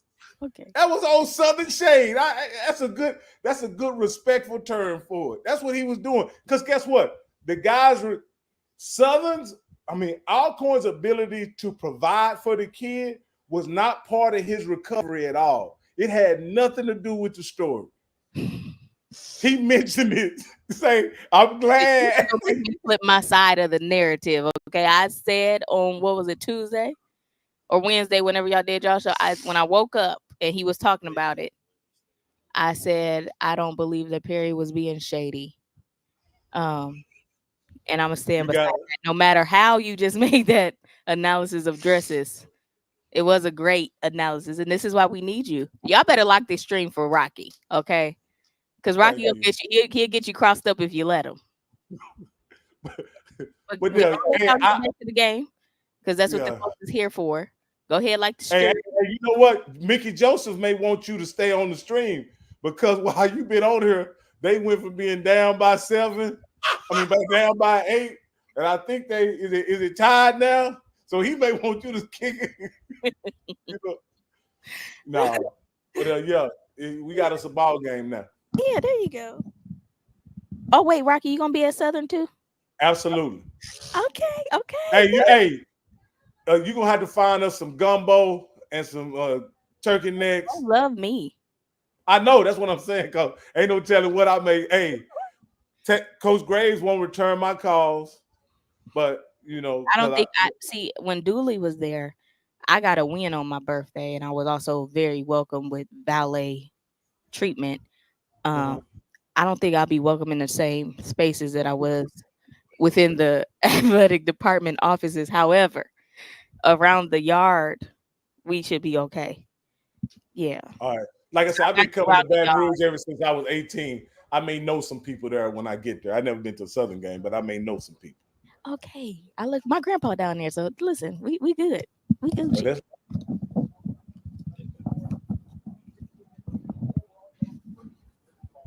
Man, trying to get me hemmed up out here in these streets. No, Scotty. That wasn't my intent. That wasn't my intent. That's funny. So, but back to the game, Scotty. The 14-12. Yeah. The beginning of the 4th. Now I think it's too late for Alcorn to start trying to put the game away now. They already. I think what's hard is in the fight. They're in the fight now. They're absolutely in the fight, and you're giving Grambling confidence to pull this game out because of the running attack, and Alcorn's offense has been sputtering. Even with the big plays, they've been few and far between. You know what I'm saying? So this is a good opportunity for Grambling to make a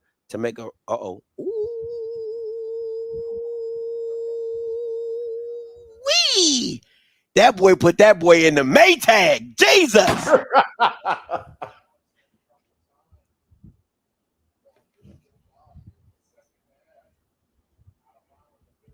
Man, let me see.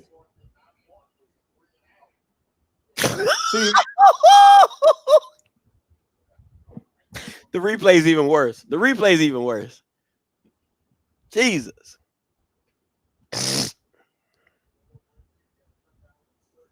Oh yeah.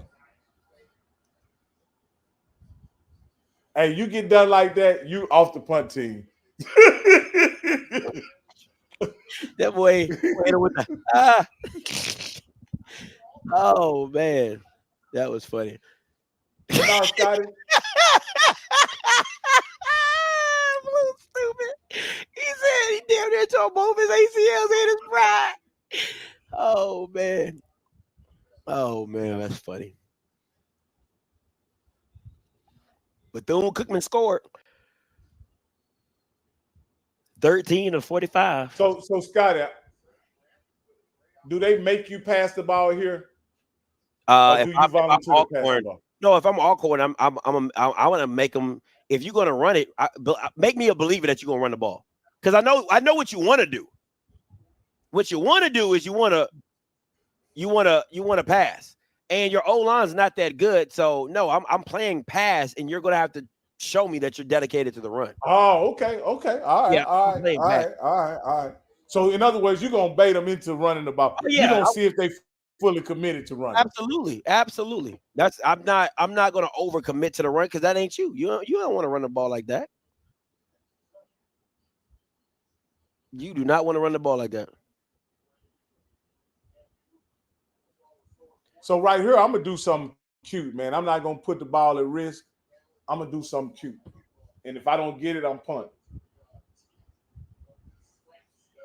Scotty, who's coming out of the West? I think it's still Alcorn. I think it's I listen, and anybody who remembers what I said I had Grambling at second, and I had Alcorn winning the West. I said I really, really liked Grambling because of the talent they had, but I had Alcorn winning the West. That's what I have. So I don't want to act like I didn't. I don't want nobody to act like I picked Grambling to win the West because I didn't. I definitely did not. I had them. I said I think they could be number 2. And Alcorn could still come out the West. That's what I said. Right here, I think you gotta. I think you can't do nothing too long. I think you got to do something that's about 5 to 10 yards. Maybe have a running back motion or something like that. But I like it. I like it. I like it. I like it. Nothing too deep. Nothing too deep. It's hard for UAPB to win the West because they beat PV, but they lost to Alcorn. So they'll need Alcorn to lose again, and then they will have to win out. They would have to win out. Yeah, we definitely love South Carolina State. I like Orangeburg. You know, shout out to Claflin.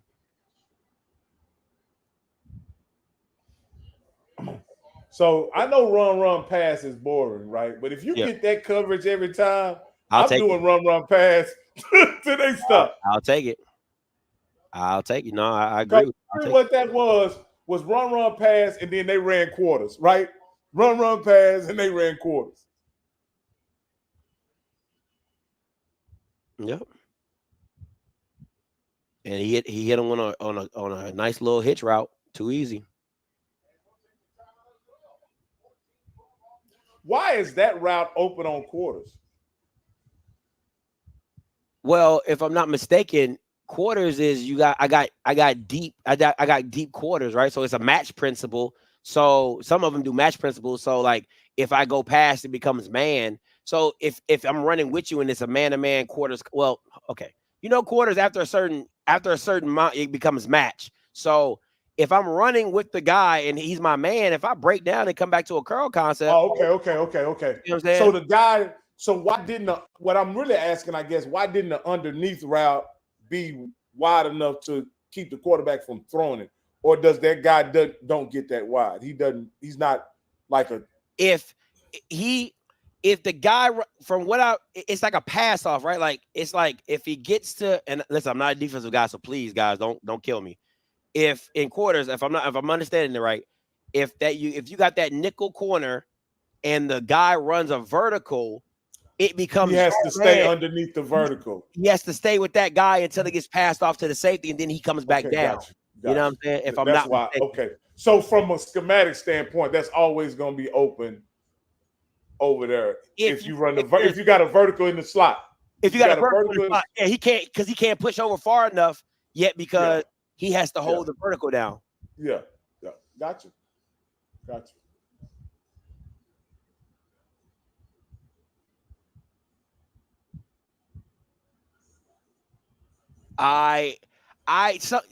To a certain extent, Jackson, I do believe that, but you still got to worry about UAPB and Texas Southern, and because Texas Southern beat PV, and Texas Southern can come in and mess some things up as well as because I think Texas Southern plays Southern today. So if Texas Southern beats Southern, they're pretty much out of it, if we're being honest, even with their win over PV. And Texas Southern still got to play Alcorn, if I'm not mistaken. So they still got to see Alcorn as well. So it could be really finicky on how the rest of the season plays out.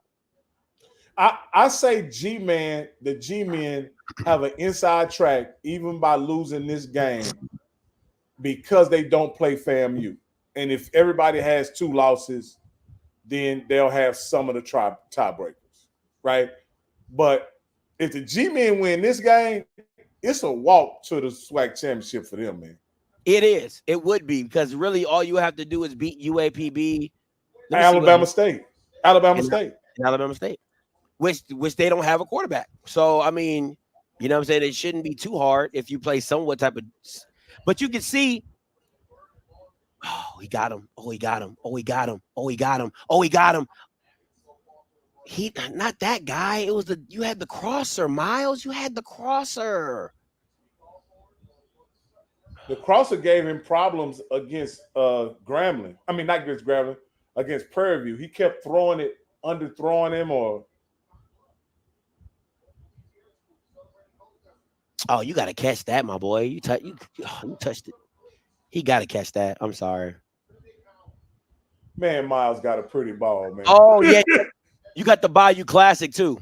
You got the Bayou. Yeah, what I'm saying is, you're going to always have that. Yeah, you know yeah. what I mean?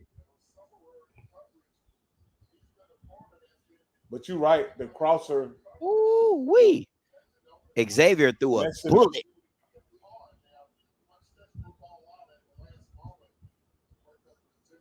Oh, my gosh. This is just bad football, my boy. Jesus. He's not seeing.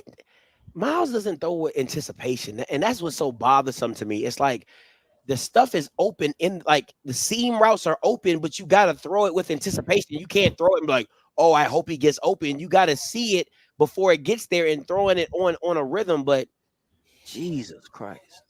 Grambling has the ball, Miss Brown. It is 14-12 with 11 minutes left. They're going for a field goal right now. Looks like a 45-yard attempt. This dude has a big leg, no diddy.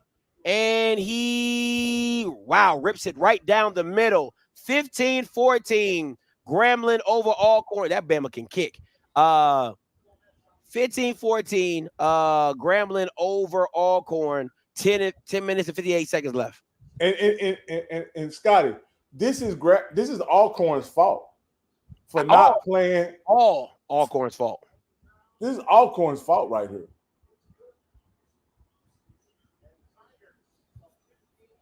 Let me look something up, because I want to look at something.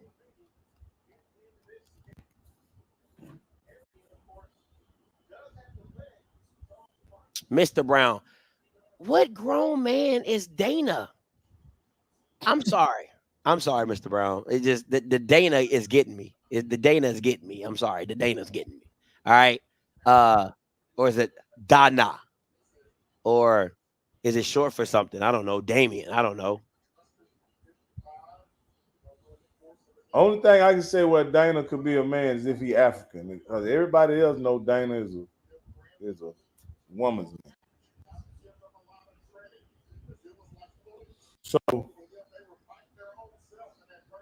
So here's my point. There's no way.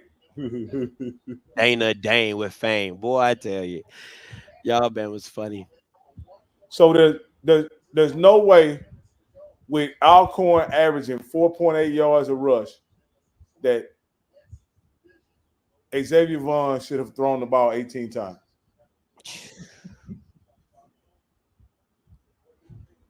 They balanced, but they balanced and losing right now. You should have been overwhelmingly running the ball.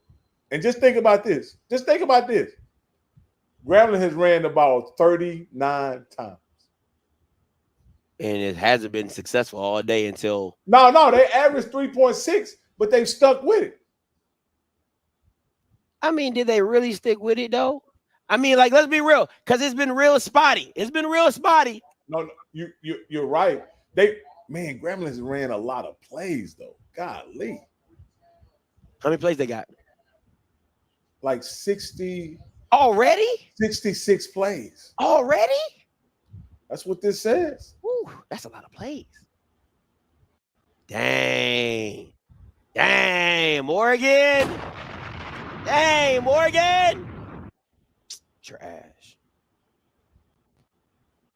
Dog, they are belt to Alabama A&M is taking belt to ass to Bethune-Cookman right now.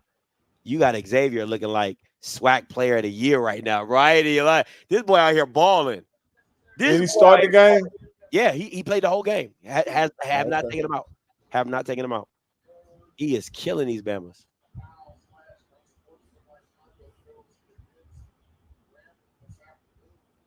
Woo! Boy, you better be glad you ducked. Boy, man, that boy would have been dead on arrival. That was a smart play to slide, my boy.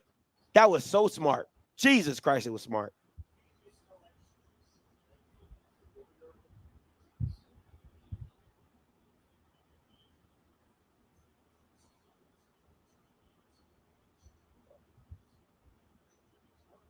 Yeah, that's a good point. After 60 plays, what have we learned? Not a damn thing, other than what we already thought, which is Miles is stinking up the joint. Dooley is Dooleying when it comes to this passing game, and 24 needs to be the starting running back. That's what I picked up. Out of all that, 24 should be the starting quarterback.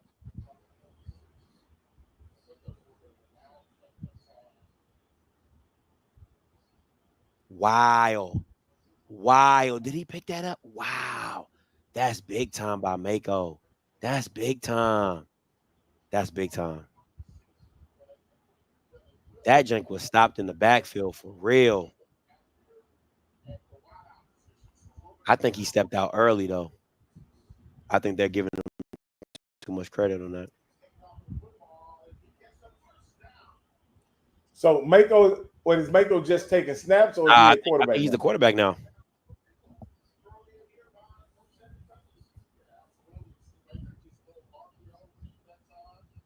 Oh, they didn't. Hey, is this panic right here, Scotty? No, I don't think it's panic. I think it's we've been successful running the ball. Let's just give it to a different guy and let's just do QB powers. I don't have a problem with it. I think, listen, it's just ingenuity. You had to find momentum somewhere, and it wasn't coming from Vaughn. Just keep running it. They haven't been able to stop it all game, if I'm being honest.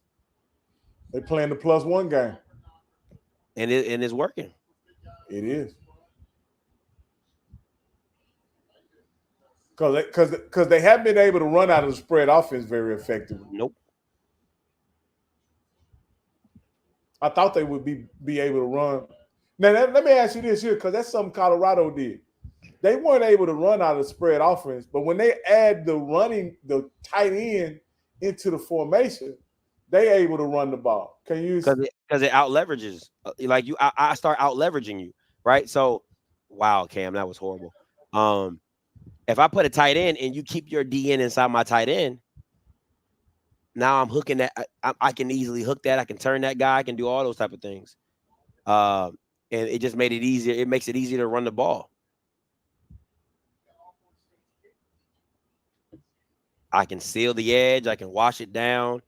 Or if you kick outside of my tight end, you just leave a nice, and you can pin and pull too. Yep, I can block down, pull the guard out, or tackle out, whatever I feel like doing. Right, it's all of that, and you leave a nice little gap right in between that D tackle and that D end that we can go right through. So it helps that way. Why did they let Shador almost get killed before they put the tight end in the game? Because, man, you gotta get the boy drafted, man. That's the goal.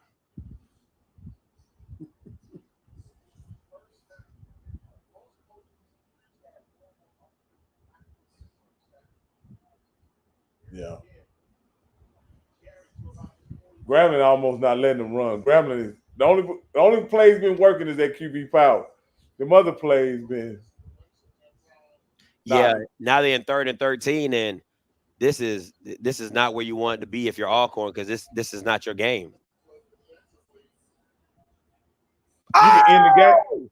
Oh! Ooh.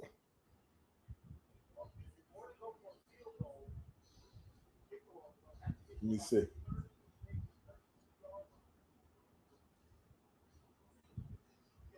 He takes the snap. He drops back the pass. He's getting rushed.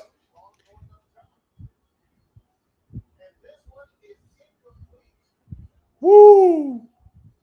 Hey, this is what Mickey them doing right now. Woo!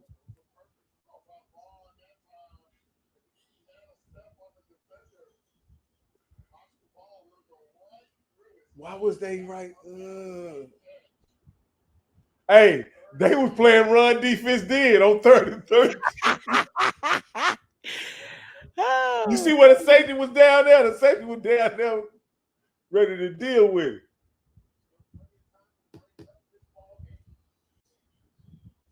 That is funny. Hey, Hey, Scotty, I was yesterday old before I realized that when the I thought after 5 minutes in college football, when the receiver goes out of bounds or when the catch, when the player goes out of bounds, the clock stop. I thought it was under 2 minutes. It used to be under 5 minutes. Now it's under 2 minutes. Oh, yeah, I think that was shortening the game up. Yeah. I hate that in the NFL that they got that same rule. I hate that. I really do. I really hate that in the NFL. That they start the clock back? Yeah. Even if if the offensive person goes out of bounds, like willfully, they'll still start the clock up. I'm like, oh man, I don't like that.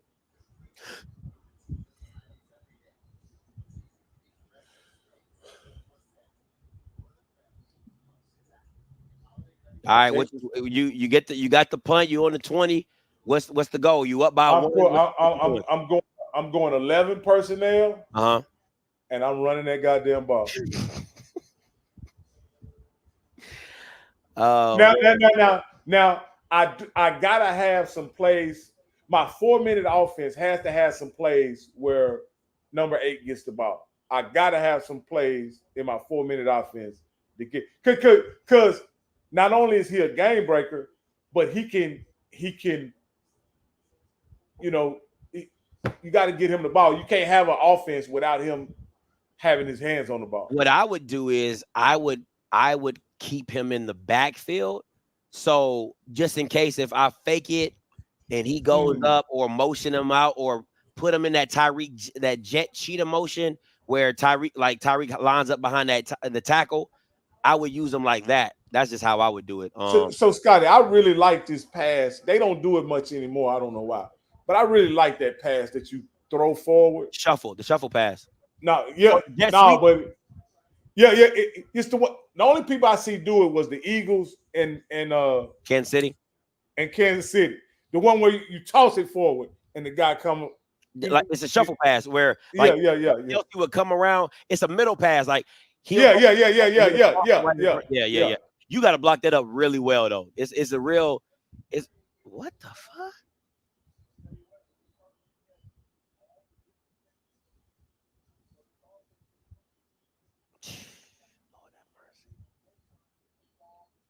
Lord have mercy.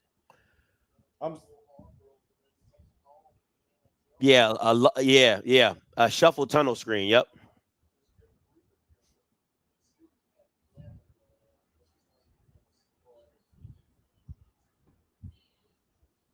Come on, man.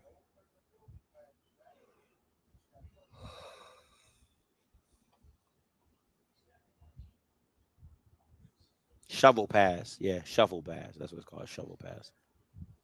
Well, I really was talking about that pop pass, the one where they go and they go wide. That pop, Oh!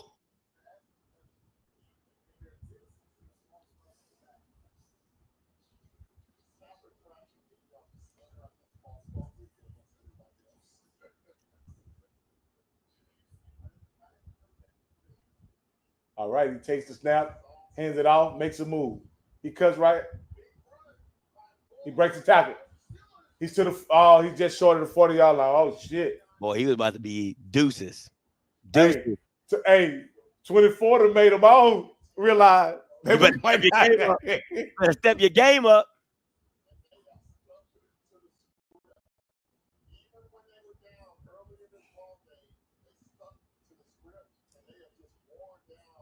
Yeah, 60 plays will get you, man. They're probably around 70 plays now. So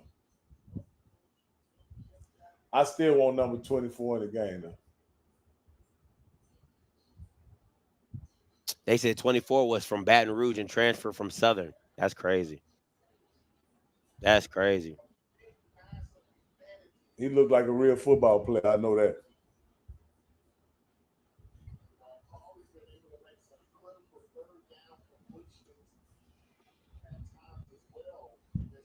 I'm sure Dooley may have had something to do with that.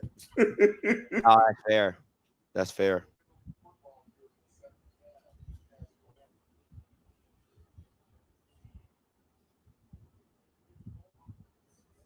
Third and 9. What you got here? No. To me, it just got to be a completion. I don't even care if you pick it up or not. Would I prefer you to? Absolutely. But it got to be a completion. You don't want the clock to stop. So I'm gonna check if they run quarters. I'm gonna run that same seam out. You know what I mean? Yeah. If they run quarters, I would do a mesh concept out right here. I'm not doing nothing. But see, you need protection to do that. He's not seeing it, bro. He had the running back out the backfield. He's just not seeing it.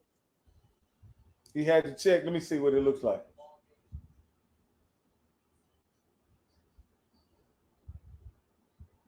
Number 2, he had the tight end.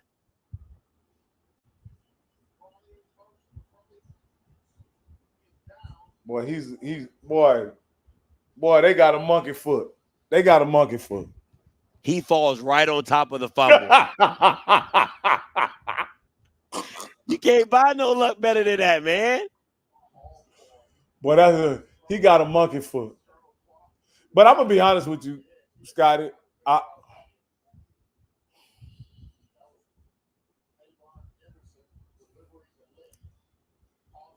Now, the best thing about that play, he got sacked and the clock kept running. Well, the clock probably would have kept running anyway. Do it run on incompletion? It don't run on incompletion, do it? Nah, incomplete. It stopped.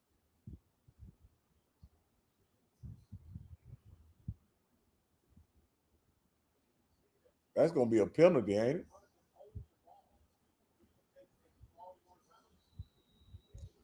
He did all that and the ball went 3 yards.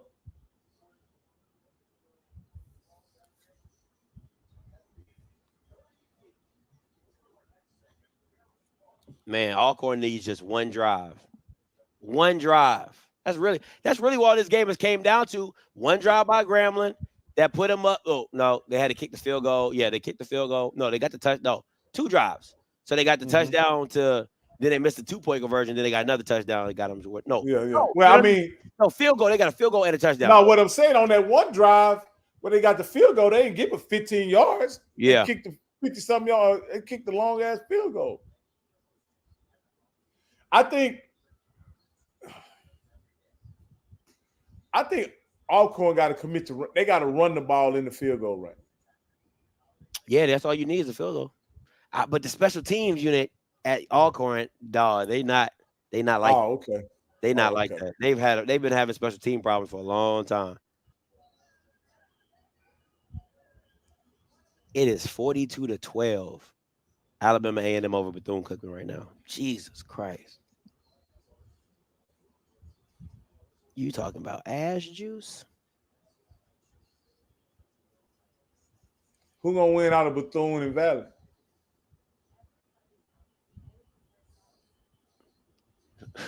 They play each other, don't they? Yeah. I don't know, man. I don't know. The battle of trash. I don't know. The toilet bowl is what they usually call it. The battle of the bottoms. No Diddy. Yeah. Hey, while we doing this, man, let's make sure we trying to do some big things on the OFFSCRIPT channel, man. Make sure that y'all go out and if you don't have a 30, it's cool. If you don't have a 30, it's cool. Put the 10 down, put the 5 down, put the 15 down. Whatever you got, man, to contribute. Because again, Scotty does all this content for you guys. You guys, and it's long overdue that he put some of it behind a paywall, man. It's long overdue. But I don't know how you gonna do the remote stuff. Are you gonna put that behind a paywall, or you gonna just make that wide open? I'll probably make it wide open so people can enjoy it first, and then when they be like, "Oh man, that's really good stuff," then probably slide. All right. So man, show you love, and then a lot of y'all be watching and y'all not subscribed, y'all not members. Come on, man. If you get value from his content, man, go ahead and donate some, man. Donate some. Put some on his books. If you can send Day a little something to get some hot pockets and some damn ramen noodles, you can send Scotty $30, man, so he can get the equipment he need to do a remote broadcast for the OffScript channel, man. Come on now, y'all, you know y'all can do that. So.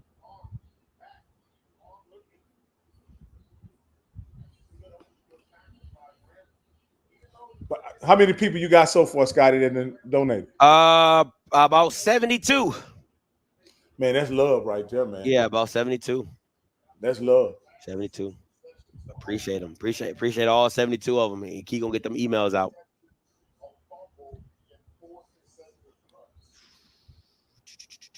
They listen, and where they at right now, this is perfect Alcorn.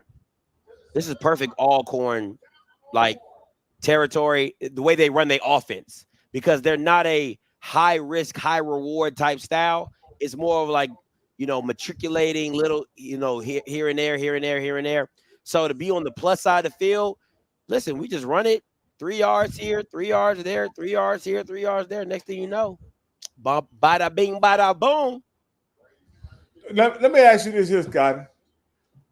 You say they don't have great special teams. So do you put the game on the kicker? I try to make it as easy as possible. I don't want him hitting no 40, nothing 40 over 40 yards. Nothing over 40. Do at some point you take a shot? I like to take my shots on second down. I don't believe in taking shots. Because I hate it. I hate when Dak does that. That stuff burns me up. It's 3rd and 3, and you throw a go route. What? For what? Right? So I believe in taking shots on second down. So if it's 2nd and 8, 2nd and 6, I'll take my shot and then come back and do something on 3rd. I think Dak do that shit because he can get Mike McCarthy to go for it on 4th down. That's really why I think he do that shit. That's fair. And my philosophy is if I'm going for it on 4th down, I want to make that 4th down as manageable as possible. So if it's, I would rather run the ball. There you go. There you go. Just get it where you fit in. I just, if I'm Alcorn and I know that I have kicking issues, yeah, I don't want to leave this game on my kicker. Now, I gotta have something in the bag to, get down the field. When I was asking you, would you try another one of those go routes, understanding that they're gonna be in a man defense at some point? Probably, but I would do it to Mako. I think Mako's my fastest guy. Mako's my most explosive guy. If I'm not doing a go route, it would definitely be like a deep comeback. I would do a deep comeback because why? Corners are going to be scared to get beat over the top. So I'd rather do the deep comeback or a curl concept to put the game away to make it closer than doing a go route. So that's just me. He said Crowley should never be a top 5 for the rest of the season. No, that's fair. He's playing like garbage. So I ain't gonna lie to you. That's not a bad assessment. I just think Crowley is a guy that doesn't deal with pressure well. I just think if it's blocked up and he has time to see it and make a decision, he can make the throw.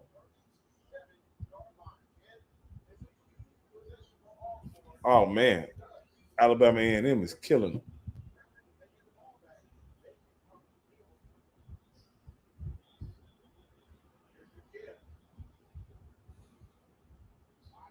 I think it's about to be an RPO. The quarterback keeps it. Oh, you got to put your hands up. You got to put your hands up. The end.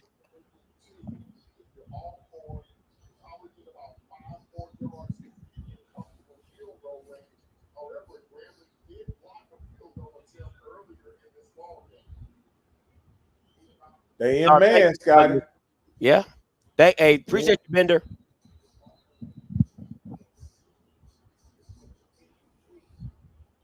They in man. Yeah, because they try to put people in the box because they know Alcorn want to run. Yeah. They doing run blitzes and all type of stuff.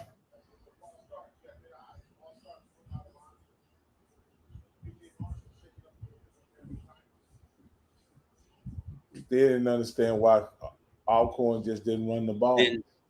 then Southern definitely has a chance. Texas Southern definitely has a chance to win if Jace is the. Oh, there's no reason that play should work. That doesn't make any sense. How? Let me see.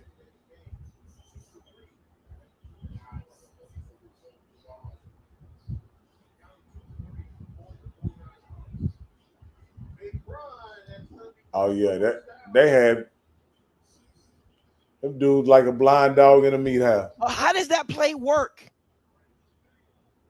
Yeah, Alcorn is gonna have to execute a kick. But I'm just telling you, with Rabbit's Foot Grambling tonight, he may fumble a snap again. Ain't no telling.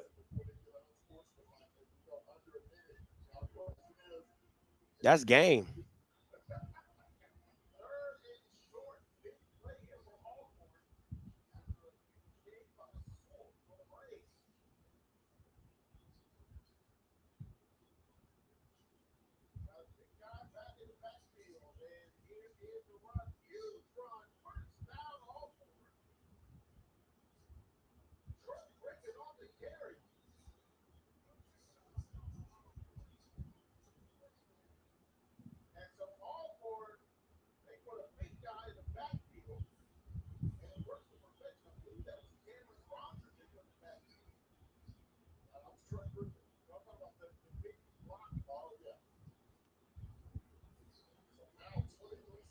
Boy, I hate losing games like this.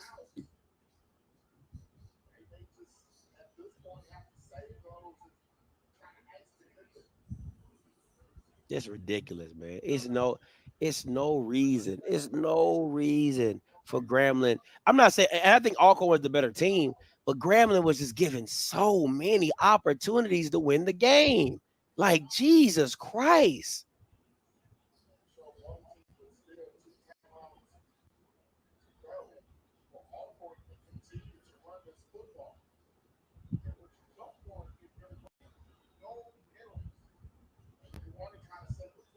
Oh, wee!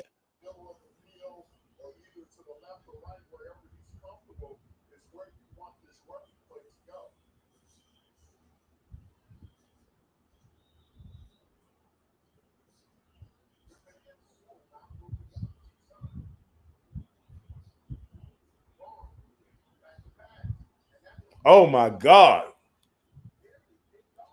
Wow.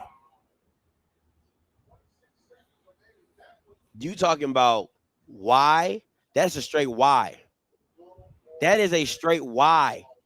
Why would you do that?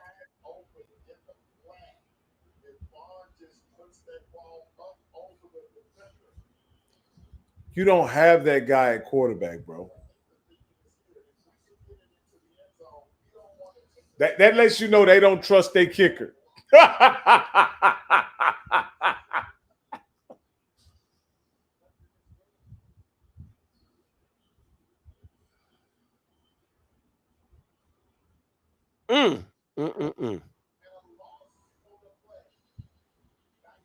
Hey man, y'all may as well take the time out and kick it at this point. I never understand why people kick it on third down. Well, you know, if you bobble the snap, you get to cover it up and then try again. Oh yeah. Yeah. Well, they're not doing that. Thank you, Aaron. The same way they attacked that. How do you get that big ass run up the gut? Up the gut? That is unrealistic.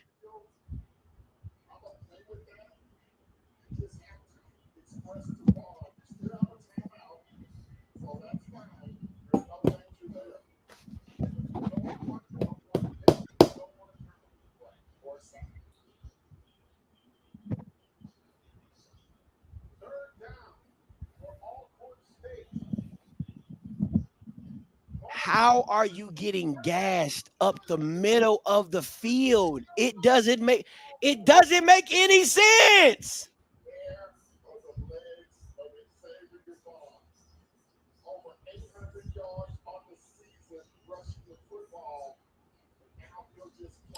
Why did 98 take a side? Why? I don't understand how you do not. Alcorn got to kick it now. They took their final timeout.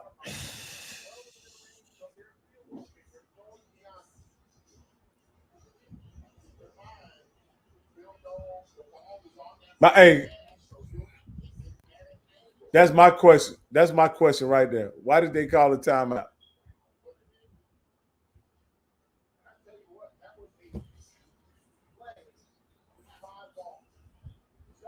You're gonna leave some time on the clock. It gotta be like what, 27, 35-yard field goal.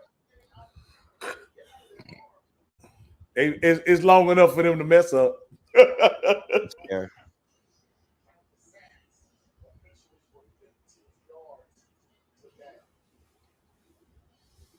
I imagine the field goal is probably 25, 30 yards. I think it's 37, 35. About that. I hate that. I hate that. Oh, it's angle. 27 yard. 27 yard.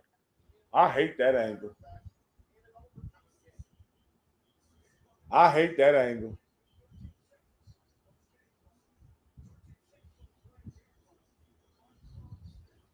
Oh boy, I hate that angle.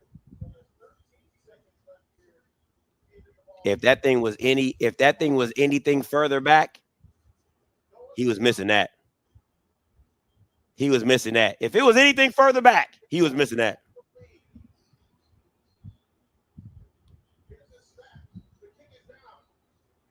Oh yeah. You see that angle? That angle is crazy. If it was anything if it was 30, if he didn't make that big time run, that's a missed field goal. Yeah.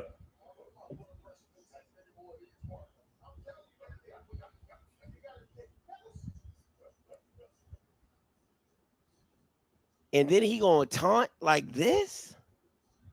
Hey.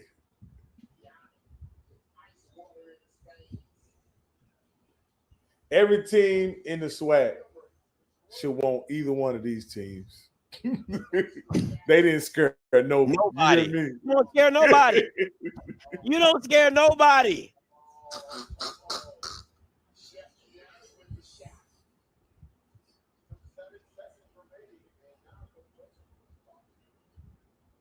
Alcorn is up 17-15 Grambling. Hey, all the Alcorn people is coming in, Scotty. They hear the taunt. They hear the talk noise. You see the numbers going through the roof, bro. They coming in here. They were nervous, boy. They were scared. They didn't want to see me. They did not want to see me. Oh, they coming in here with the shit, Scotty. Get ready in the hole in 18 years. That's what happens when you put Dooley on your staff. Yeah, my boy Peasy been here. He been rocking.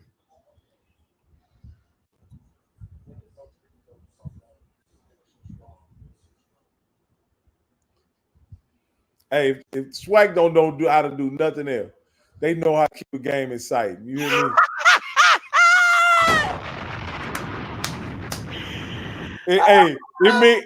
It may take snaps over the punter's head. It may take bobble snaps. It may take 15, 20 holding penalties.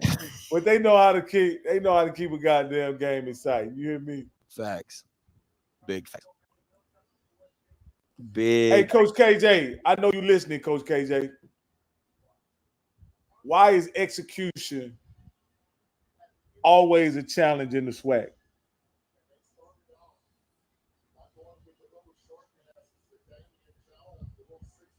Why is it always a challenge in the SWAC? And let me ask you this. Why can't they execute in the beginning of the game the way they were executing with the game on the line? With the game on the line, both teams were pretty sound with their execution. But in the first half, it was garbage.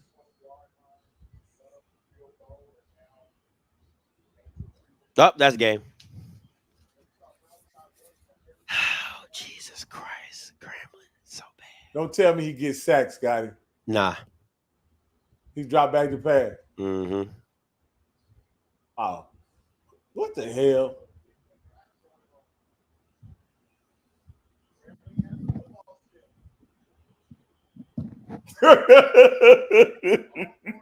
Nah, Hey, if that's not a microcosm of the whole game.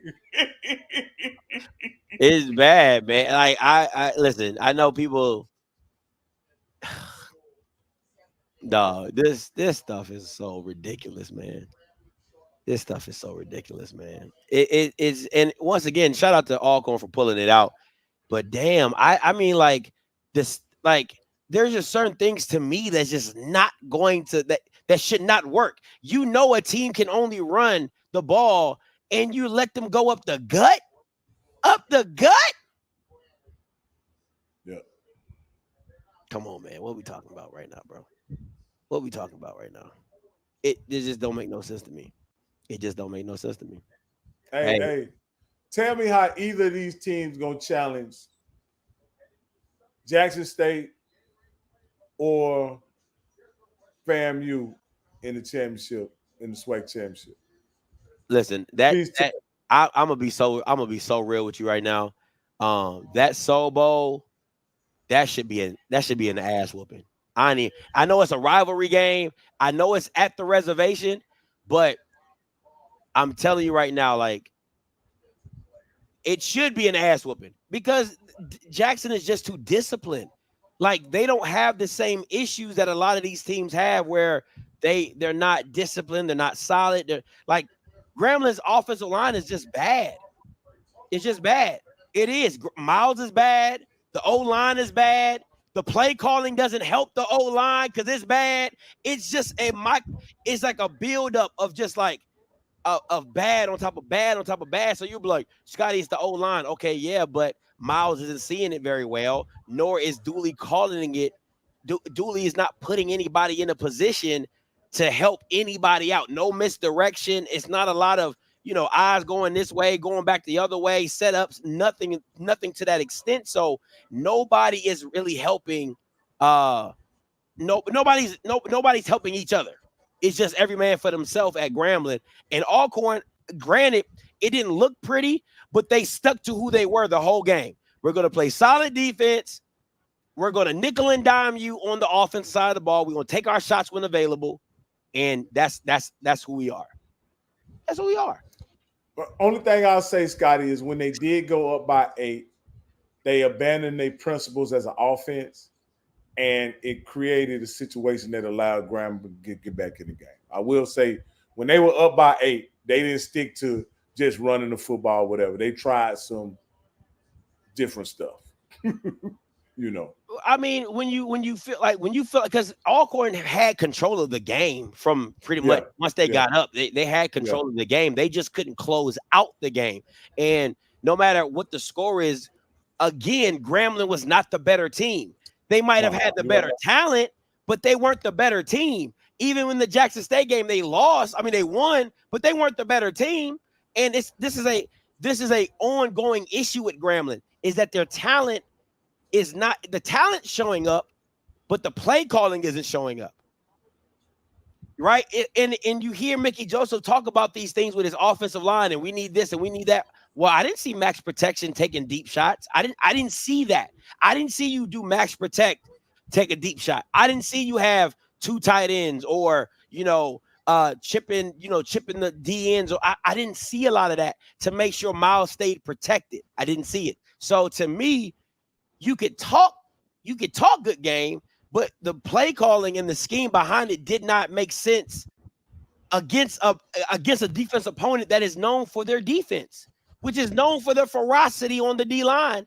And that wasn't your main issue to make sure that your quarterback can stay upright. If I'm walking away from this job. I'm not even gonna hold you.